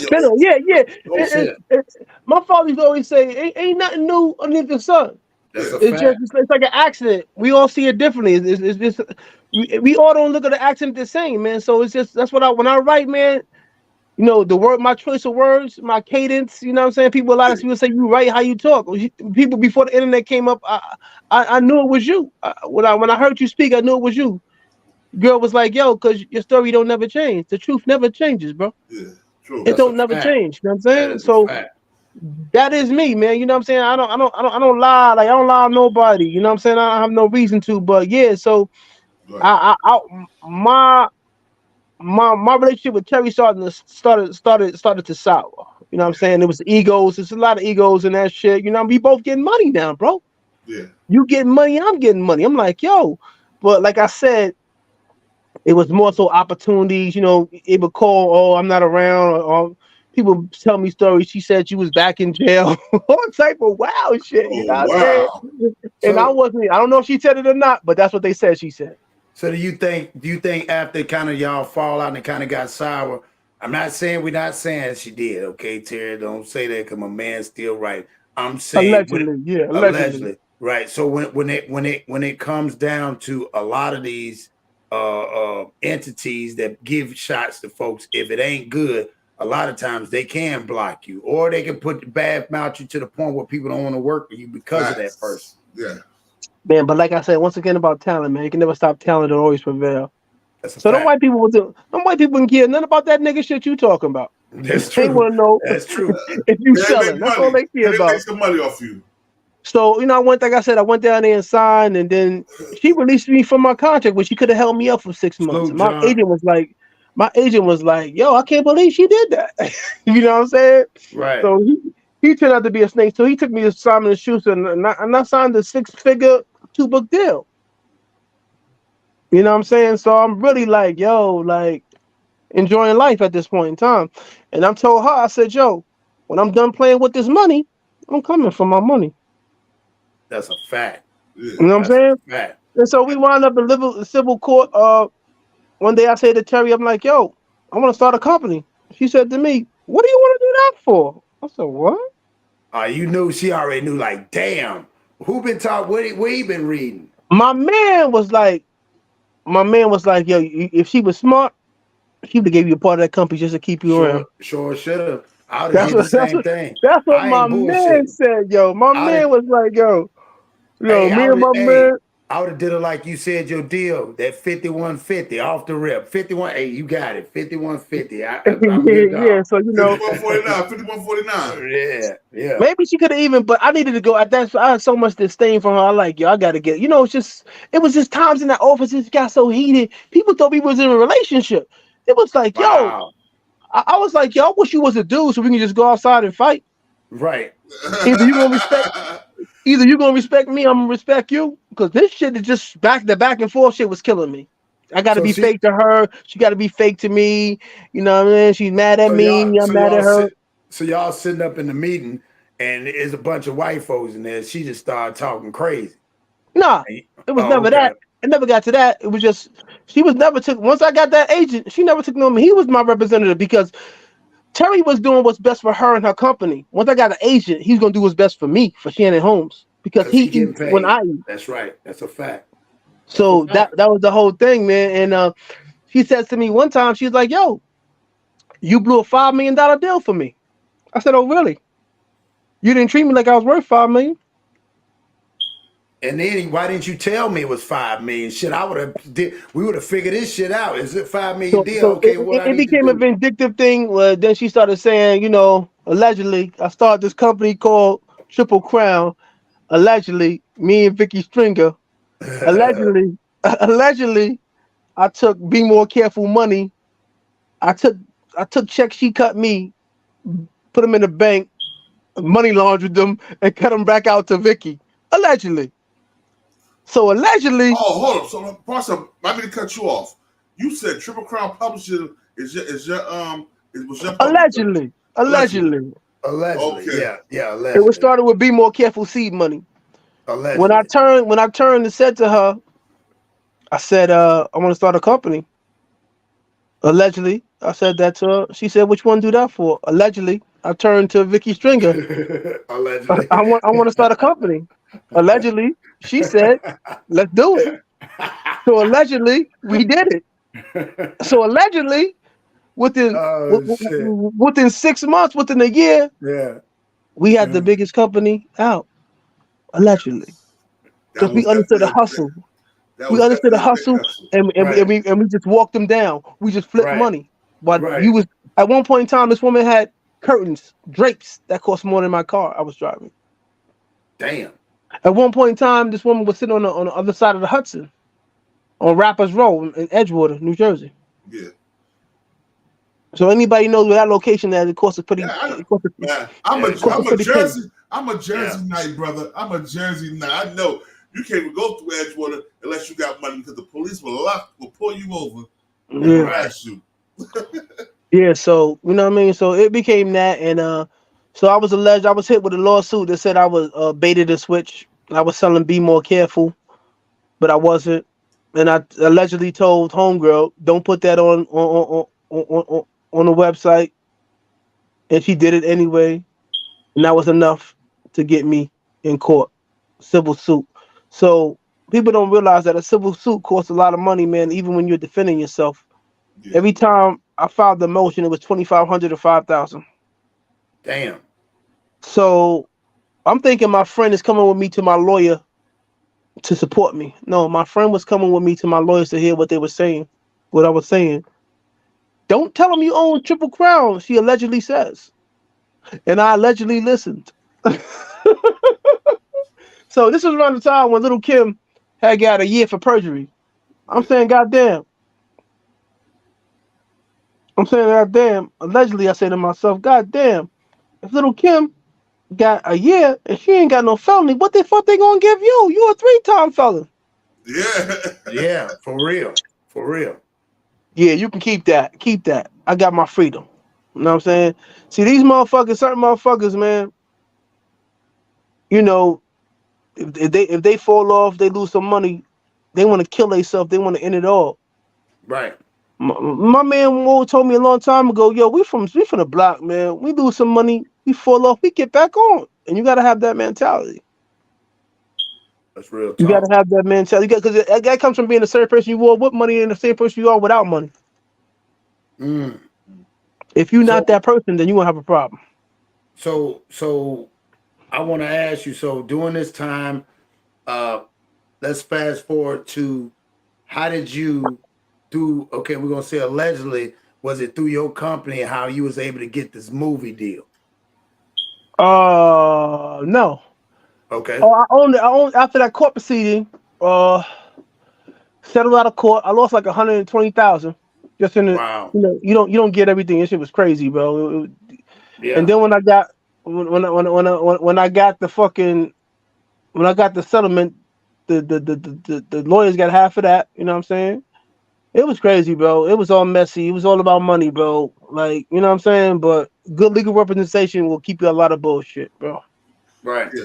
So what was your question again? Tell me your question again. I got lost real quick. No. Basically, it's like from that fast forward, how was it you were able to get that movie deal? What was it about the movie deal? Oh, so that came from, like, I've had deals over the years that I just turned down because my thing was this, man. I had been through too much. I told you what going to court. Mm-hmm. And if you wasn't even matching the money I spent, the settlement I got, what the fuck I'm talking to you about? What we talking about? Right. You know what I'm saying? Nigga tried to tell he wanted to give me $10,000. I was like, nah. I said, yo, holla at the lawyer, because when people got bad intentions for you, they come to you directly. When they got good intentions, they'll talk to that lawyer. You know what I'm saying? You let your lawyer talk to my lawyer. Let the niggas hash that shit out. And why are you still calling me? Mm-hmm. Like, dudes be thinking they got so much game. I just be seeing these niggas as dudes from my block. Yeah. That told me, shorty, you can't get paid tonight. The money came up short. I'm like, what the fuck I got to do with the money, nigga? I was holding the work. Right. You know what I'm saying? So I ain't feel it. You know what I'm saying? But it be game though, right? It should be sounding good. Right. So when I hear people, I just see other people that were in my life, dudes who really had game. You niggas think you got game. Niggas I grew up with really had game. Yeah. Because game is only game if you believe it. If I don't believe it, it's a lie. That's a fact. If I believe it, it's game. Nigga got game. He made me believe something I didn't want to believe. That's right. So I had turned down a deal, turned down a couple deals. Then it was actually had to deal with Irv Gotti at one point in time. They were supposed to do it. I had to deal with kid out of Baltimore. Then I had to deal with Carmelo Anthony, and I thought that really was going to take off right before this one. Yeah. And but when he wasn't playing in the NBA, I had DM'd him, and he answered my DM to my surprise, and we went from there. So I got a couple of dollars out of him, but it wound up not even going nowhere. Once he got back in the league, he didn't go anywhere. But then what happened was so then my partner, I knew her for a long time, and we just put something together, and we just made it happen. Yeah, you know what I'm saying. So we made it happen, and from that, like what I'm saying, I had ownership. I had full ownership of something, of being more careful due to that court settlement. You know what I'm saying. It didn't happen automatically, but something else happened, and then that's how I got the ownership trigger right back to me. Oh, hold on. Let me ask you a question. Hold up. So when you took her to court for the ownership of he took me to court. And you want to win it? Yeah, because I was the child in the situation. So no matter what I did, she didn't follow protocol. Right. You know what I'm saying? I could kick you in your leg, but you can't beat me in public. You see what I'm saying? So she was withholding my earnings from me. So the lawyer was like, "Yo, was his money put in escrow?" And she was like, "No." So it was certain little things that happened, you know what I'm saying? So that's what happened. Oh, okay. So now you got the ownership of all your books that you No. Be more careful. I got some ownership of yeah, I think I do. I think you are right, because with the majors, they don't give a fuck about that. They didn't give a fuck about that. They never had no movie rights, but so it was 85-18. It was 85-15 originally for me. Yeah. Because who knew we were ever going to see this day? We talking 20 years ago. We're not talking now. We talking when they had mini DVD cameras, and the internet wasn't even up. Who knew? You know what I'm saying? Where technology has caught up with Hollywood now. Yeah. So anything is possible right now. And once upon a time, you had to go through that system, that Hollywood system. Now this is the best time to be an independent, to be a creative, to be a creator. You know what I'm saying? Because of now, you know what I'm saying? You can use your mind and limited resources and make a good movie. Allegedly, did you have Nikki Turner under your brand?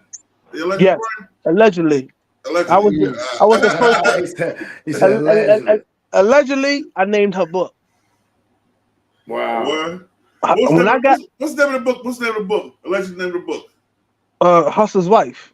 Hustler's Wife. Yeah. So when I was in prison, I read a book called Prisoner's Wife. Y'all know if you ever heard that book called Prisoner's Wife? Prisoner's Wife. A Prisoner's Wife. Yeah. So this girl, she was going to see this dude. No, it wasn't a whole book. It was a true story. Okay. Asante something. I can't remember her name, but when I got that book, it was called "The Girls Got to Do What a Girl's Got to Do." I was like, "Yo, that's not marketable." Once again, what's in the name? Everything. I said, change this to A Hustler's Wife. And that's what it was. And like, you know what I'm saying? Like, I knew them people. Like, I know them in different lights. Like, I knew people when they ain't had chips. You know what I'm saying? They didn't have no chips. I was the first nigga doing it. Like, even I would do things that my mentor wouldn't do. Like, I always say this. So none of them niggas got nothing on me but Terry Woods. This is the big reason why. Terry Woods cut my checks. I ain't never cut hers. What I'm gonna tell her? I can't front on that note to that end. You know what I'm saying? Yeah. She was a boss. I was under her. You know what I'm saying? She was the boss. But me and Terry, we had our moments. We wasn't even speaking to each other for years. But when I look back on it, man, we talking now. I talked to her like last week or sometime. But I look back on it and I say, yo, damn, where would I be without her? I gotta ask myself that question, bro. Yeah. And in my heart of hearts, and know, you know what I mean? She took a chance on me, a nigga from jail. Yeah. You know what I'm saying? But she has to ask herself too, where would she be without me? That's right. Let's be real. That's a fact. When it's got to be some. It's got to be. This is any relationship, especially with your woman. When am I as good for you as you are for me? When you feel underappreciated, you're gonna do things to, you know what I mean? You got to get out that situation, and that's what I did. Whether immaturely or not, you know what I'm saying? I just was, I'm a petty nigga. I know, you know what I'm saying? So I go tick for tat. Right. You know what I'm saying? You do this, I'll do that. You know what I'm saying? So that's my Achilles heel. But like they said, lions do not stop. For lions do not care about the opinions of sheep. You know what I'm saying? So that's a real fact. That's a real they don't stop for barking dogs. So you can't take time to address everything, man. I'm learning that, man. Like, so I'm just moving on with whatever I got to do, man. And that's it, man. But we could have had a better relationship, but we have it now, and I'm thankful for that. We talk now, you know what I'm saying? She give me game, we speak, you know what I'm saying, and shit like that, man.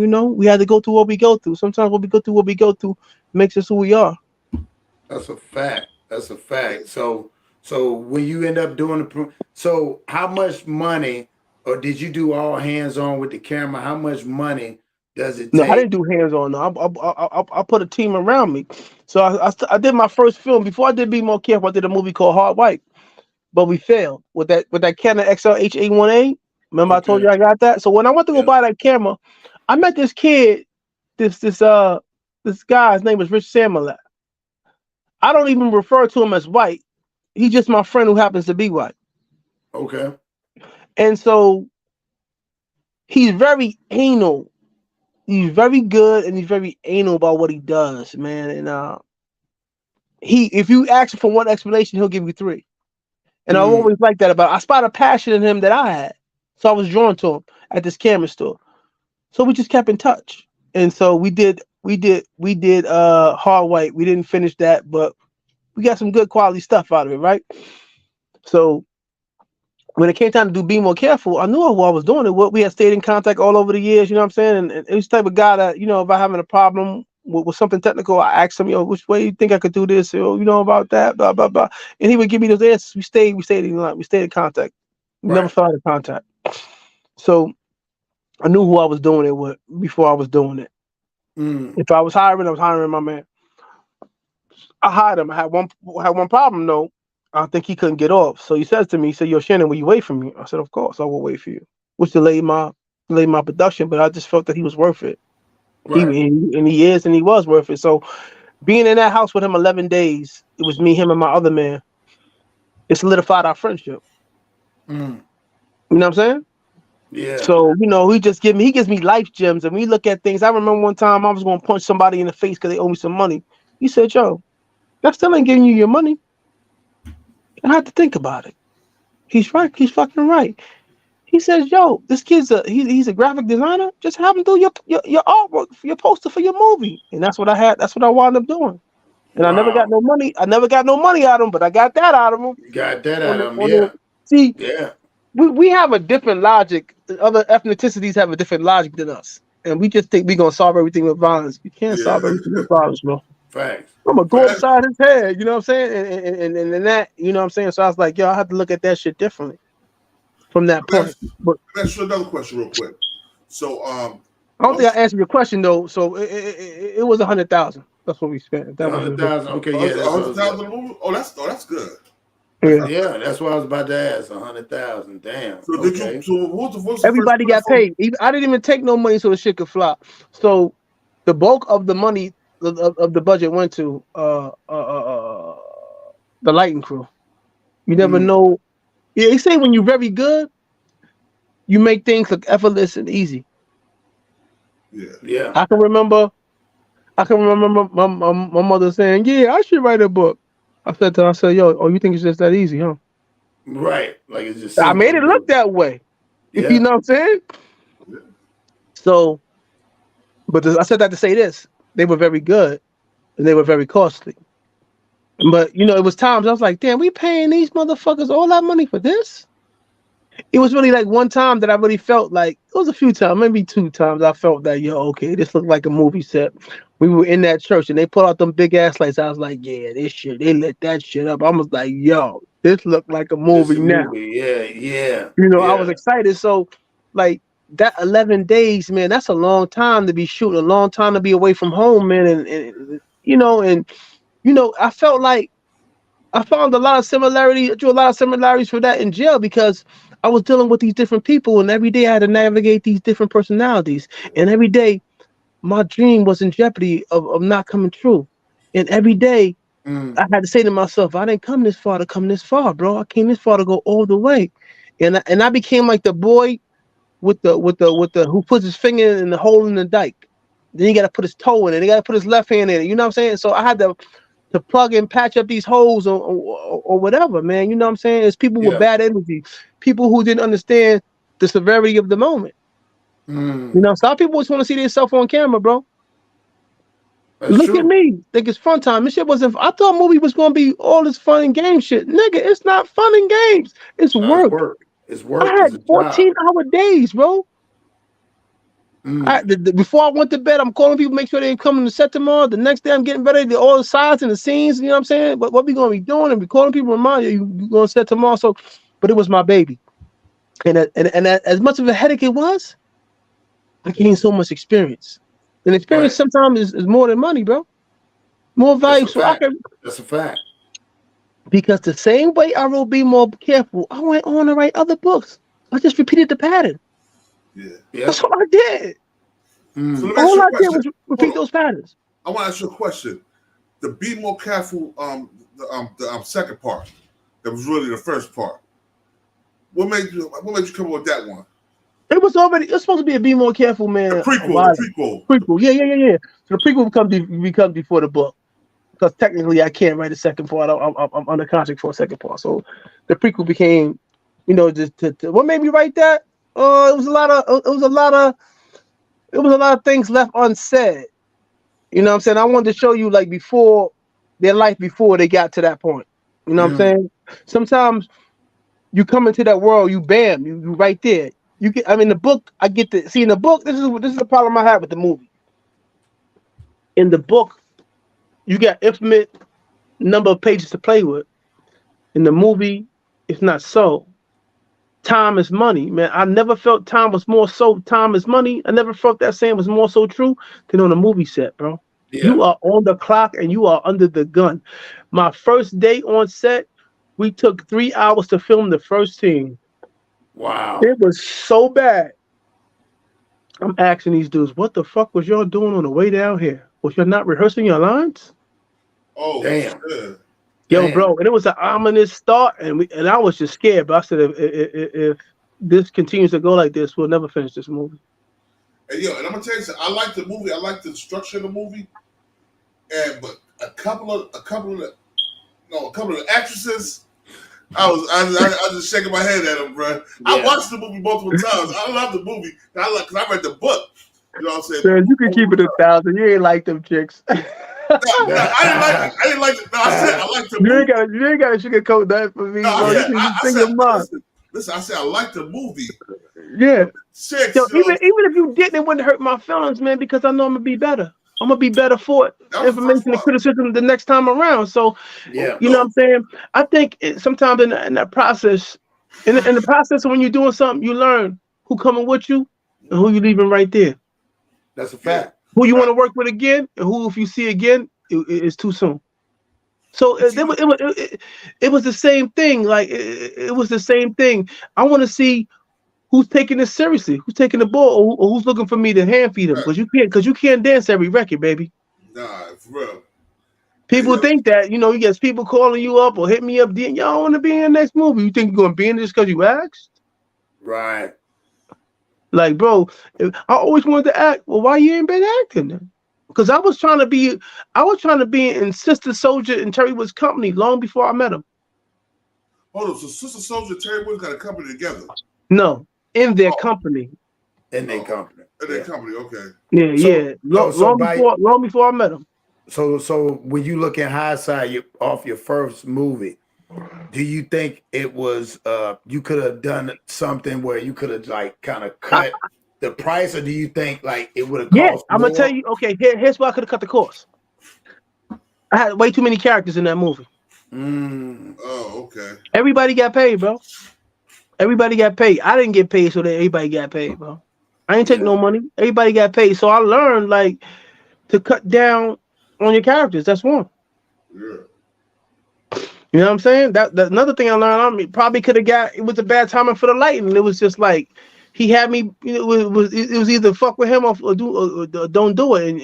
And people come to the movie to see and hear. If one of those two things are compromised, then you don't really have a movie. That's true. That is so true. But sure, you did put my boy Chiali out there, man. Yeah, he did a good job. Salute Chiali. He did a good job. Yeah. He was somebody I met when he came home from jail, and I just called him and I just told him, I said, "Yo, you still want to do that?" He was like, "Yeah, bet." You know what I'm saying? So people would come running to him, talking to him about me, but he's like, "I don't give what you're Shannon, my man," and I like that. You know what I'm saying? Like, yo, he shut down those negative comments. You know what I'm saying? Because, bro, when you're in the process of making a dream, man, you're just gonna ruffle some feathers and you're gonna make some enemies, bro. It's just a hard fact in life, bro. Like, right? You know what I'm saying? Because a lot of feathers. because like, yo, when it all falls down, bro, you left to pick up the pieces of your dreams, bro, and they moving on with themselves. So I'd rather ruffle your feathers, and we'll talk about it later, man. The girl was like, "Yo, I didn't like how you talked to me." I said, "That might be so, but like you was dragging it. Like the lighting people got paid like $25,000. Yeah. So they didn't give a fuck if we did one scene or 1,000. That's right. 25,000 in housing. So that's what a lot of shit. That's what a lot of shit hurt us. So I said, if I do be more careful, I'll never do another movie outside of New York, because we had to put people up and enlarge them, and so that a lot of that budget we had to get Airbnbs, and you know what I'm saying. I had 2 Airbnbs. In Baltimore, 2 Airbnbs, and stayed in a hotel. You know what I'm saying. So we had to put the lighting guys up. They was coming from Ohio and New York. You know what I'm saying. So shit like that, bro. It was just shit like that. You know what I'm saying? So that cost, man. That shit adds up, bro. That shit eats into your budget. Right. Or even bringing in people under, like you said, in New York, finding these young talents. Or people that would see it was like election time in DC. So all the crews was over in what you call it? They were over in DC filming the politicians, getting that politician money from those commercials. So it was very hard. Like we didn't know, man. We didn't, and people don't give you game. People don't tell you they're doing bad business, bro. They just do the business to you. You find out later. That's real. That's real. That's how business works, bro. They don't tell you, hey, I'm fucking you over, right? I'm overcharging you. They don't tell you that. They don't tell you that. They don't tell you that. They won't tell you nothing. They treat you even worse, like they giving you a deal while they running game on you the whole time.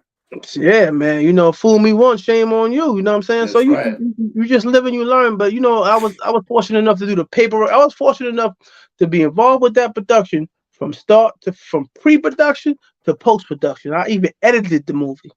Wow. So you talking to somebody who didn't go to school for editing? I went to YouTube University.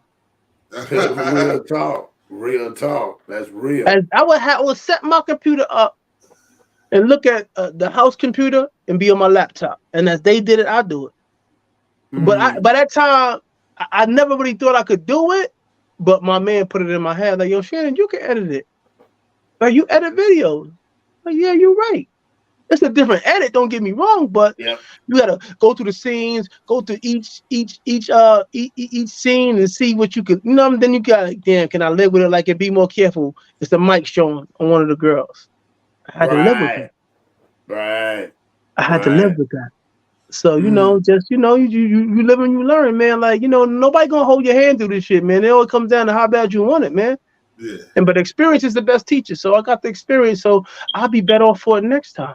Well, I know you had mentioned about Hard White. You wanted to do a movie on Hard White, or I had a movie on Hard White. That was my first movie. I failed. I got like 85%. Like, I still got some of that shit on mini DVs. I don't know if you know what mini DVs are, but mini DVs are like little tapes, like VCR tapes that the camera record to. Yeah. You know what I'm saying? So I still have the first movie preserved. But like again, you learn so much more in failure than you ever could in success, bro. Facts. It's so much you learn, man. So much you learn, bro. You know what I'm saying? So again, man, that was my first movie, but I want to readdress that. I want to go back and readdress that, and I figure, like, I hone my skills some more before I get to one of my major books. Yeah. So you got any more books coming out? Yeah, actually, I was thinking today. I said, you know what? I got this book of my memoir. It's called Boston Road and Fish, named after my block. That's like my ode to my block. Like, you know what I'm saying? Mm-hmm. So, it's just my life story. Like, I wrote my life in bits and pieces in books, but you don't know me well enough to see them. But you know what I'm saying? But I'm really gonna write my life, my upbringing and shit like that. I'm gonna put it in the book. But I already got it written, so I'm just gonna go ahead and put it out there. Let people know where they can get your books from, man. Yeah, Amazon. Please. Amazon.com. Just type in Shannon Holmes. It's a couple other little bookstores that got them, but Amazon's the biggest thing on the block. Yeah. Internet put all books. Yeah, you put it on Kindle or Amazon, but internet put once Amazon came along. When Amazon comes into, it's like with Walmart comes into a town, it knocks out all the little stores. The same thing with Amazon. It knocked out all the mom and pop stores. You know what I'm saying? Facts. Because Amazon could be open 24 hours. The internet's open 24 hours. That mom and pop store is open 8 to 10 or whatever. Right. 9 to 5, whatever, shit like that. So it's a conglomerate. Conglomerates don't really care about the people or the people that they hurt in the process. Nah, that's real, bro. Nah, we really appreciate you coming on here, man. This was definitely a great bill, man. I appreciate you giving game on how you went from it, and like you said, nobody should ever have an excuse to not want to push through it. Like you said again, and this for the young kids, man. Anything's possible, and you can never stop learning. Like you said, even now you're still learning, and you're learning through whether we have failures or through success, man. It all equals up. One question I want you to give people who's trying to become writers or that want to become writers. How would they self-publish? How expensive would it be? And is it self-publish? It might cost you shit. Shit might cost you $200 or $300 now. Self-publish. You might not get the books for that, but you could have it up on Amazon for that. Definitely. I mean, and the things that's just so simple. They can just Google that. Like, I'm real good with Google. Right. I'm gonna be crazy with AI because whenever I don't find a question in Google, I just rephrase my question. How can I say this in a different way? How can I say this differently? I don't never take the first phrase I say on Google because it's a play on words. You play it, you can play it back, and then you'll find something you didn't even know. Yeah, that's real talk. Yeah. So I just keep digging and digging and digging and digging and digging and digging and digging. You can't have that shit on the internet. I'm gonna find that shit. I'm just diligent in my searches. So I got a question to ask you this real fast, and like he said, to add to it is, there's no certain time, but right now. But if they were to start something, say for somebody start something and want to at least get it out there, should it be starting off a chapter book or a small book? Man, people be procrastinating, man. Like, when is the right time? Now is the right time. Like, you got to take that step, man. I always say this, man. I could take a word and make it a sentence. Take that sentence and make it a paragraph. Take that paragraph, make it a chapter. Take that chapter and make it a book. The journey of 1,000,000 miles, man, starts with one step, bro. But you got to be consistent and dedicated in that step. Like, you can't be half-stepping with this shit, bro. This shit, you're going to get into it. Like they say, you can't cheat the grind. Well, with books, you're going to get in what you put out of it. I gave that shit my all, bro. I gave it my all. You got to write the book you want to read. That's what I did. That's real. Donald Boyce had a book called Bad Girls Lost. I said, you know what? I'm going to make me one of my favorite books. I said, I'm going to make me a 1999 Black Girls Lost. As I see it. Facts. Because I've met chicks in the streets bad enough to be any man's wife. But they out there doing what they're not supposed to be doing. You like, yo, why you doing this shit? Like, okay, for example, one time I was in DC. I met this chick. I think if you ain't never sold drugs, you haven't sold drugs unless this happened to you. You meet a chick so pretty, and you know she's out there. But she hasn't sunk it all the way that low but she's on her way to rock bottom. She ain't get there yet. Still has her looks about her, still shapely and all that type of stuff. And you say, my mom, you shit went through your mind. I could take her home. I could clean her up. I can get her off this shit. And as I'm thinking that, I'm seeing this chick. She know what I got. I know what she's there for. It's like we here. We know she knows I'm the deal. I know she's a customer. But I'm thinking this shit. I'm like, oh damn, shorty, why you doing this shit? You know what she's turned to me and said to me? What's that? You gonna sell me the shit or what? I said, oh. What up, cousin? What's up, cousin? My cousin down there is Salute. I said, fuck it. Yeah, I'm gonna sell you this shit because I'm out here to sell drugs. You know what I'm saying? I ain't out here for my health. You know what I'm saying? So, but and those type of things, those relationships happen, like dealer addict. You know what I'm saying? Fiend and customer and addict. I mean, customer and dealer. You know what I'm saying? Shit like that. You're like, damn, but and that's just pretty much the gist of it. Like, it's how bad you want this book, man. How bad you want to write this book. Everybody, can you help me? I need you to write my book for me. I'm not writing your book. I'm not writing your book for you, bro. I'm not writing your book. I don't care what you say because I know what's gonna happen. I'm gonna do the hard work, and when the shine comes, you're gonna push me out the way. Push out the way. That's how it go.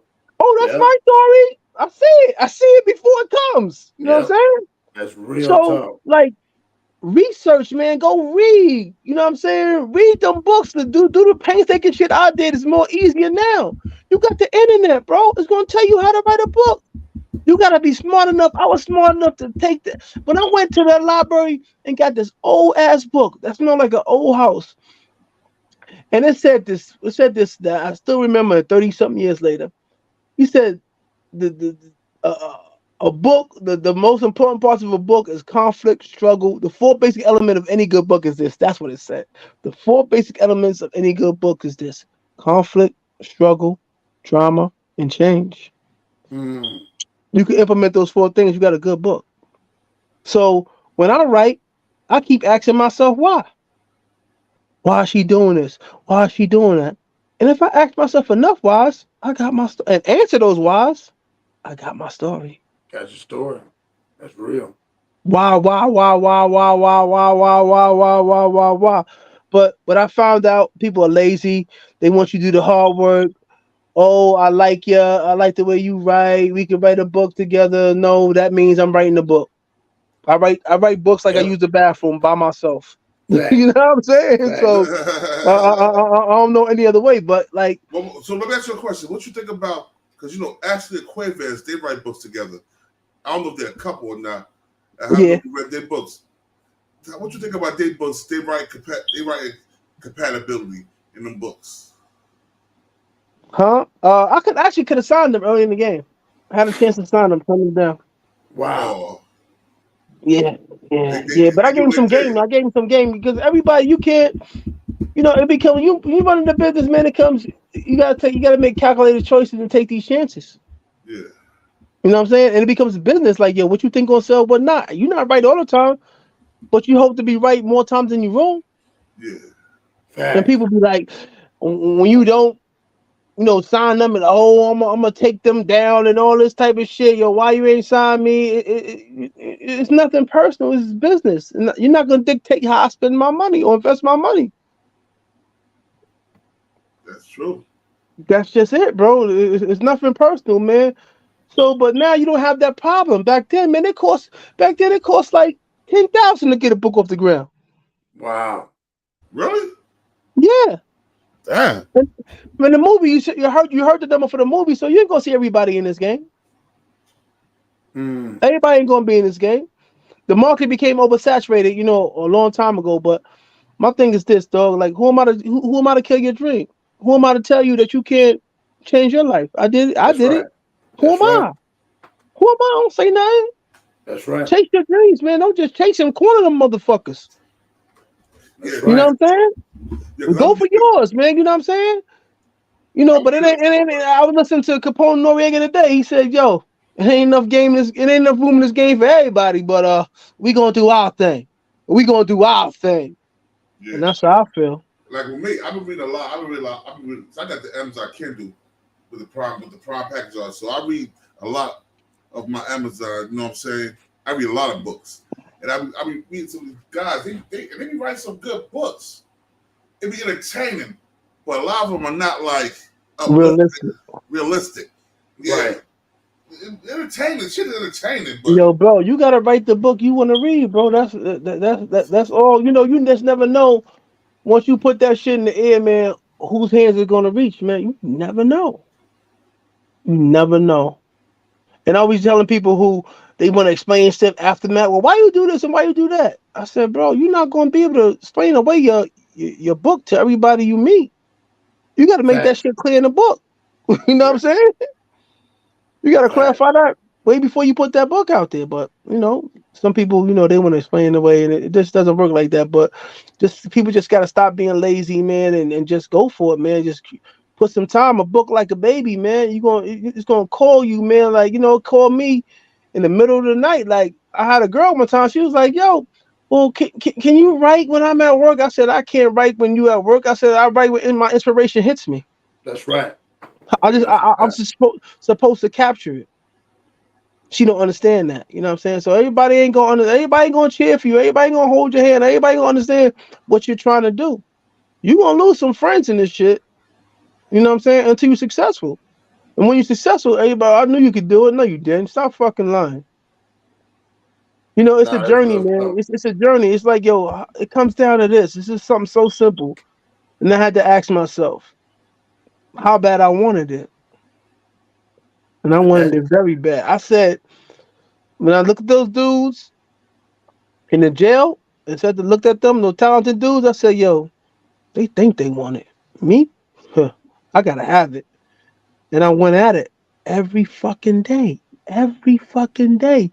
Boiling up paper. While they were walking around the yard talking about writing a book, I was writing a book. Writing it. Perfecting my craft, man. Putting those hours in. We're not even knowing where it was gonna go, bro. Not even knowing. But determination, and having determination, my craft, and having foresight, like, man, like I saw shit that they didn't see. And you know, they didn't see the future, bro. They was in jail. We didn't see enough. So I saw something that they didn't see. I said, yo, I could do something, man. Yeah. I could be successful, man. I don't. This is just a footnote in my life. This shit ain't gonna be my life. Well, that's why I told you that was the chapter of having you have those chapters through life, and like you say, moving on to the new chapter and building and having a new way of looking at stuff and getting better at everything, like we all are. So yeah, I can remember my mother telling me. She said, "Joe, you could have been writing books." I said, "How do I know unless I got into a place where I sat my ass down? How do I know that? I didn't even know it was in me. I was never accused of being the most intelligent person I knew, but you know, people always say, yeah, you got you know, do wise beyond your years. Some people told me that, and I hung around older dudes. So that's why I say I write from a different perspective. I don't be writing just to really entertain. I write to try to give you the game, bro.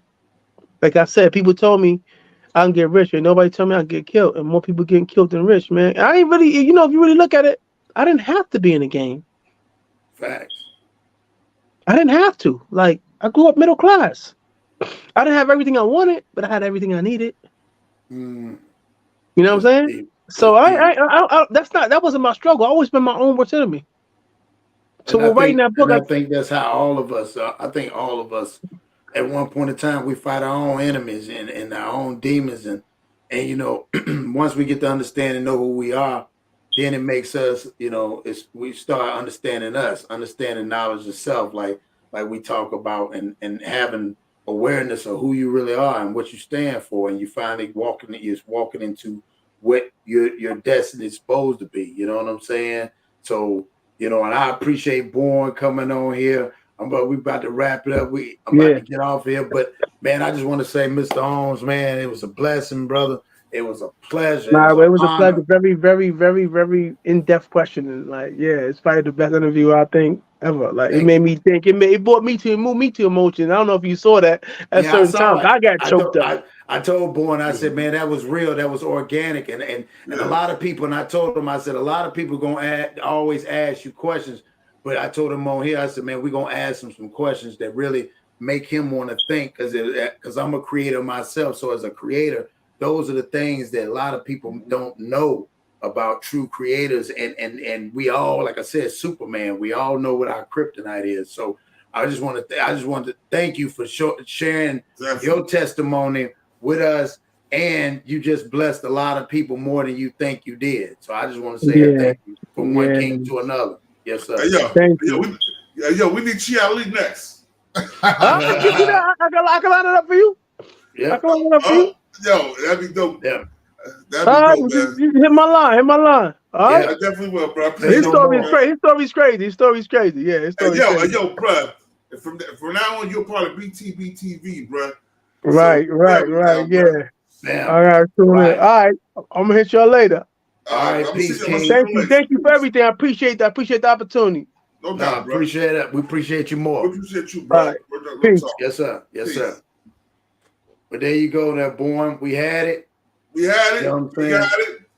Oh, I hope y'all enjoyed it, man. We got many more coming. We're working on some big stuff, big names coming. We just want to say thank y'all for supporting. Y'all keep on grinding. I know everybody, the first one, but again, that's part 2 of it. And then y'all gonna see a whole bunch more, man. So salute to Shannon Holmes. Y'all go check out, man, Be More Careful, the book. Check out the movie. Check out all his books. Check out all his books. Amazon.com. Just type in Shannon Holmes, man. And hey, man, again, creative minds. We all came together, man. Black men as one. And we're trying to show y'all, man, it's a lot more out there, and we're going to tap into it. Also, salute to Unique Mecca Audio. Hey, we looking for that one, Unique. We looking for that one. Boy, I'm going to get with you. Yo, we ain't no Bloods or no Crips. We doing our own thing. BTBTV that started his own gang. Like, nigga, what? Nigga, what? Peace. Peace, y'all. Peace. Big Red 74, thanks. Appreciate it.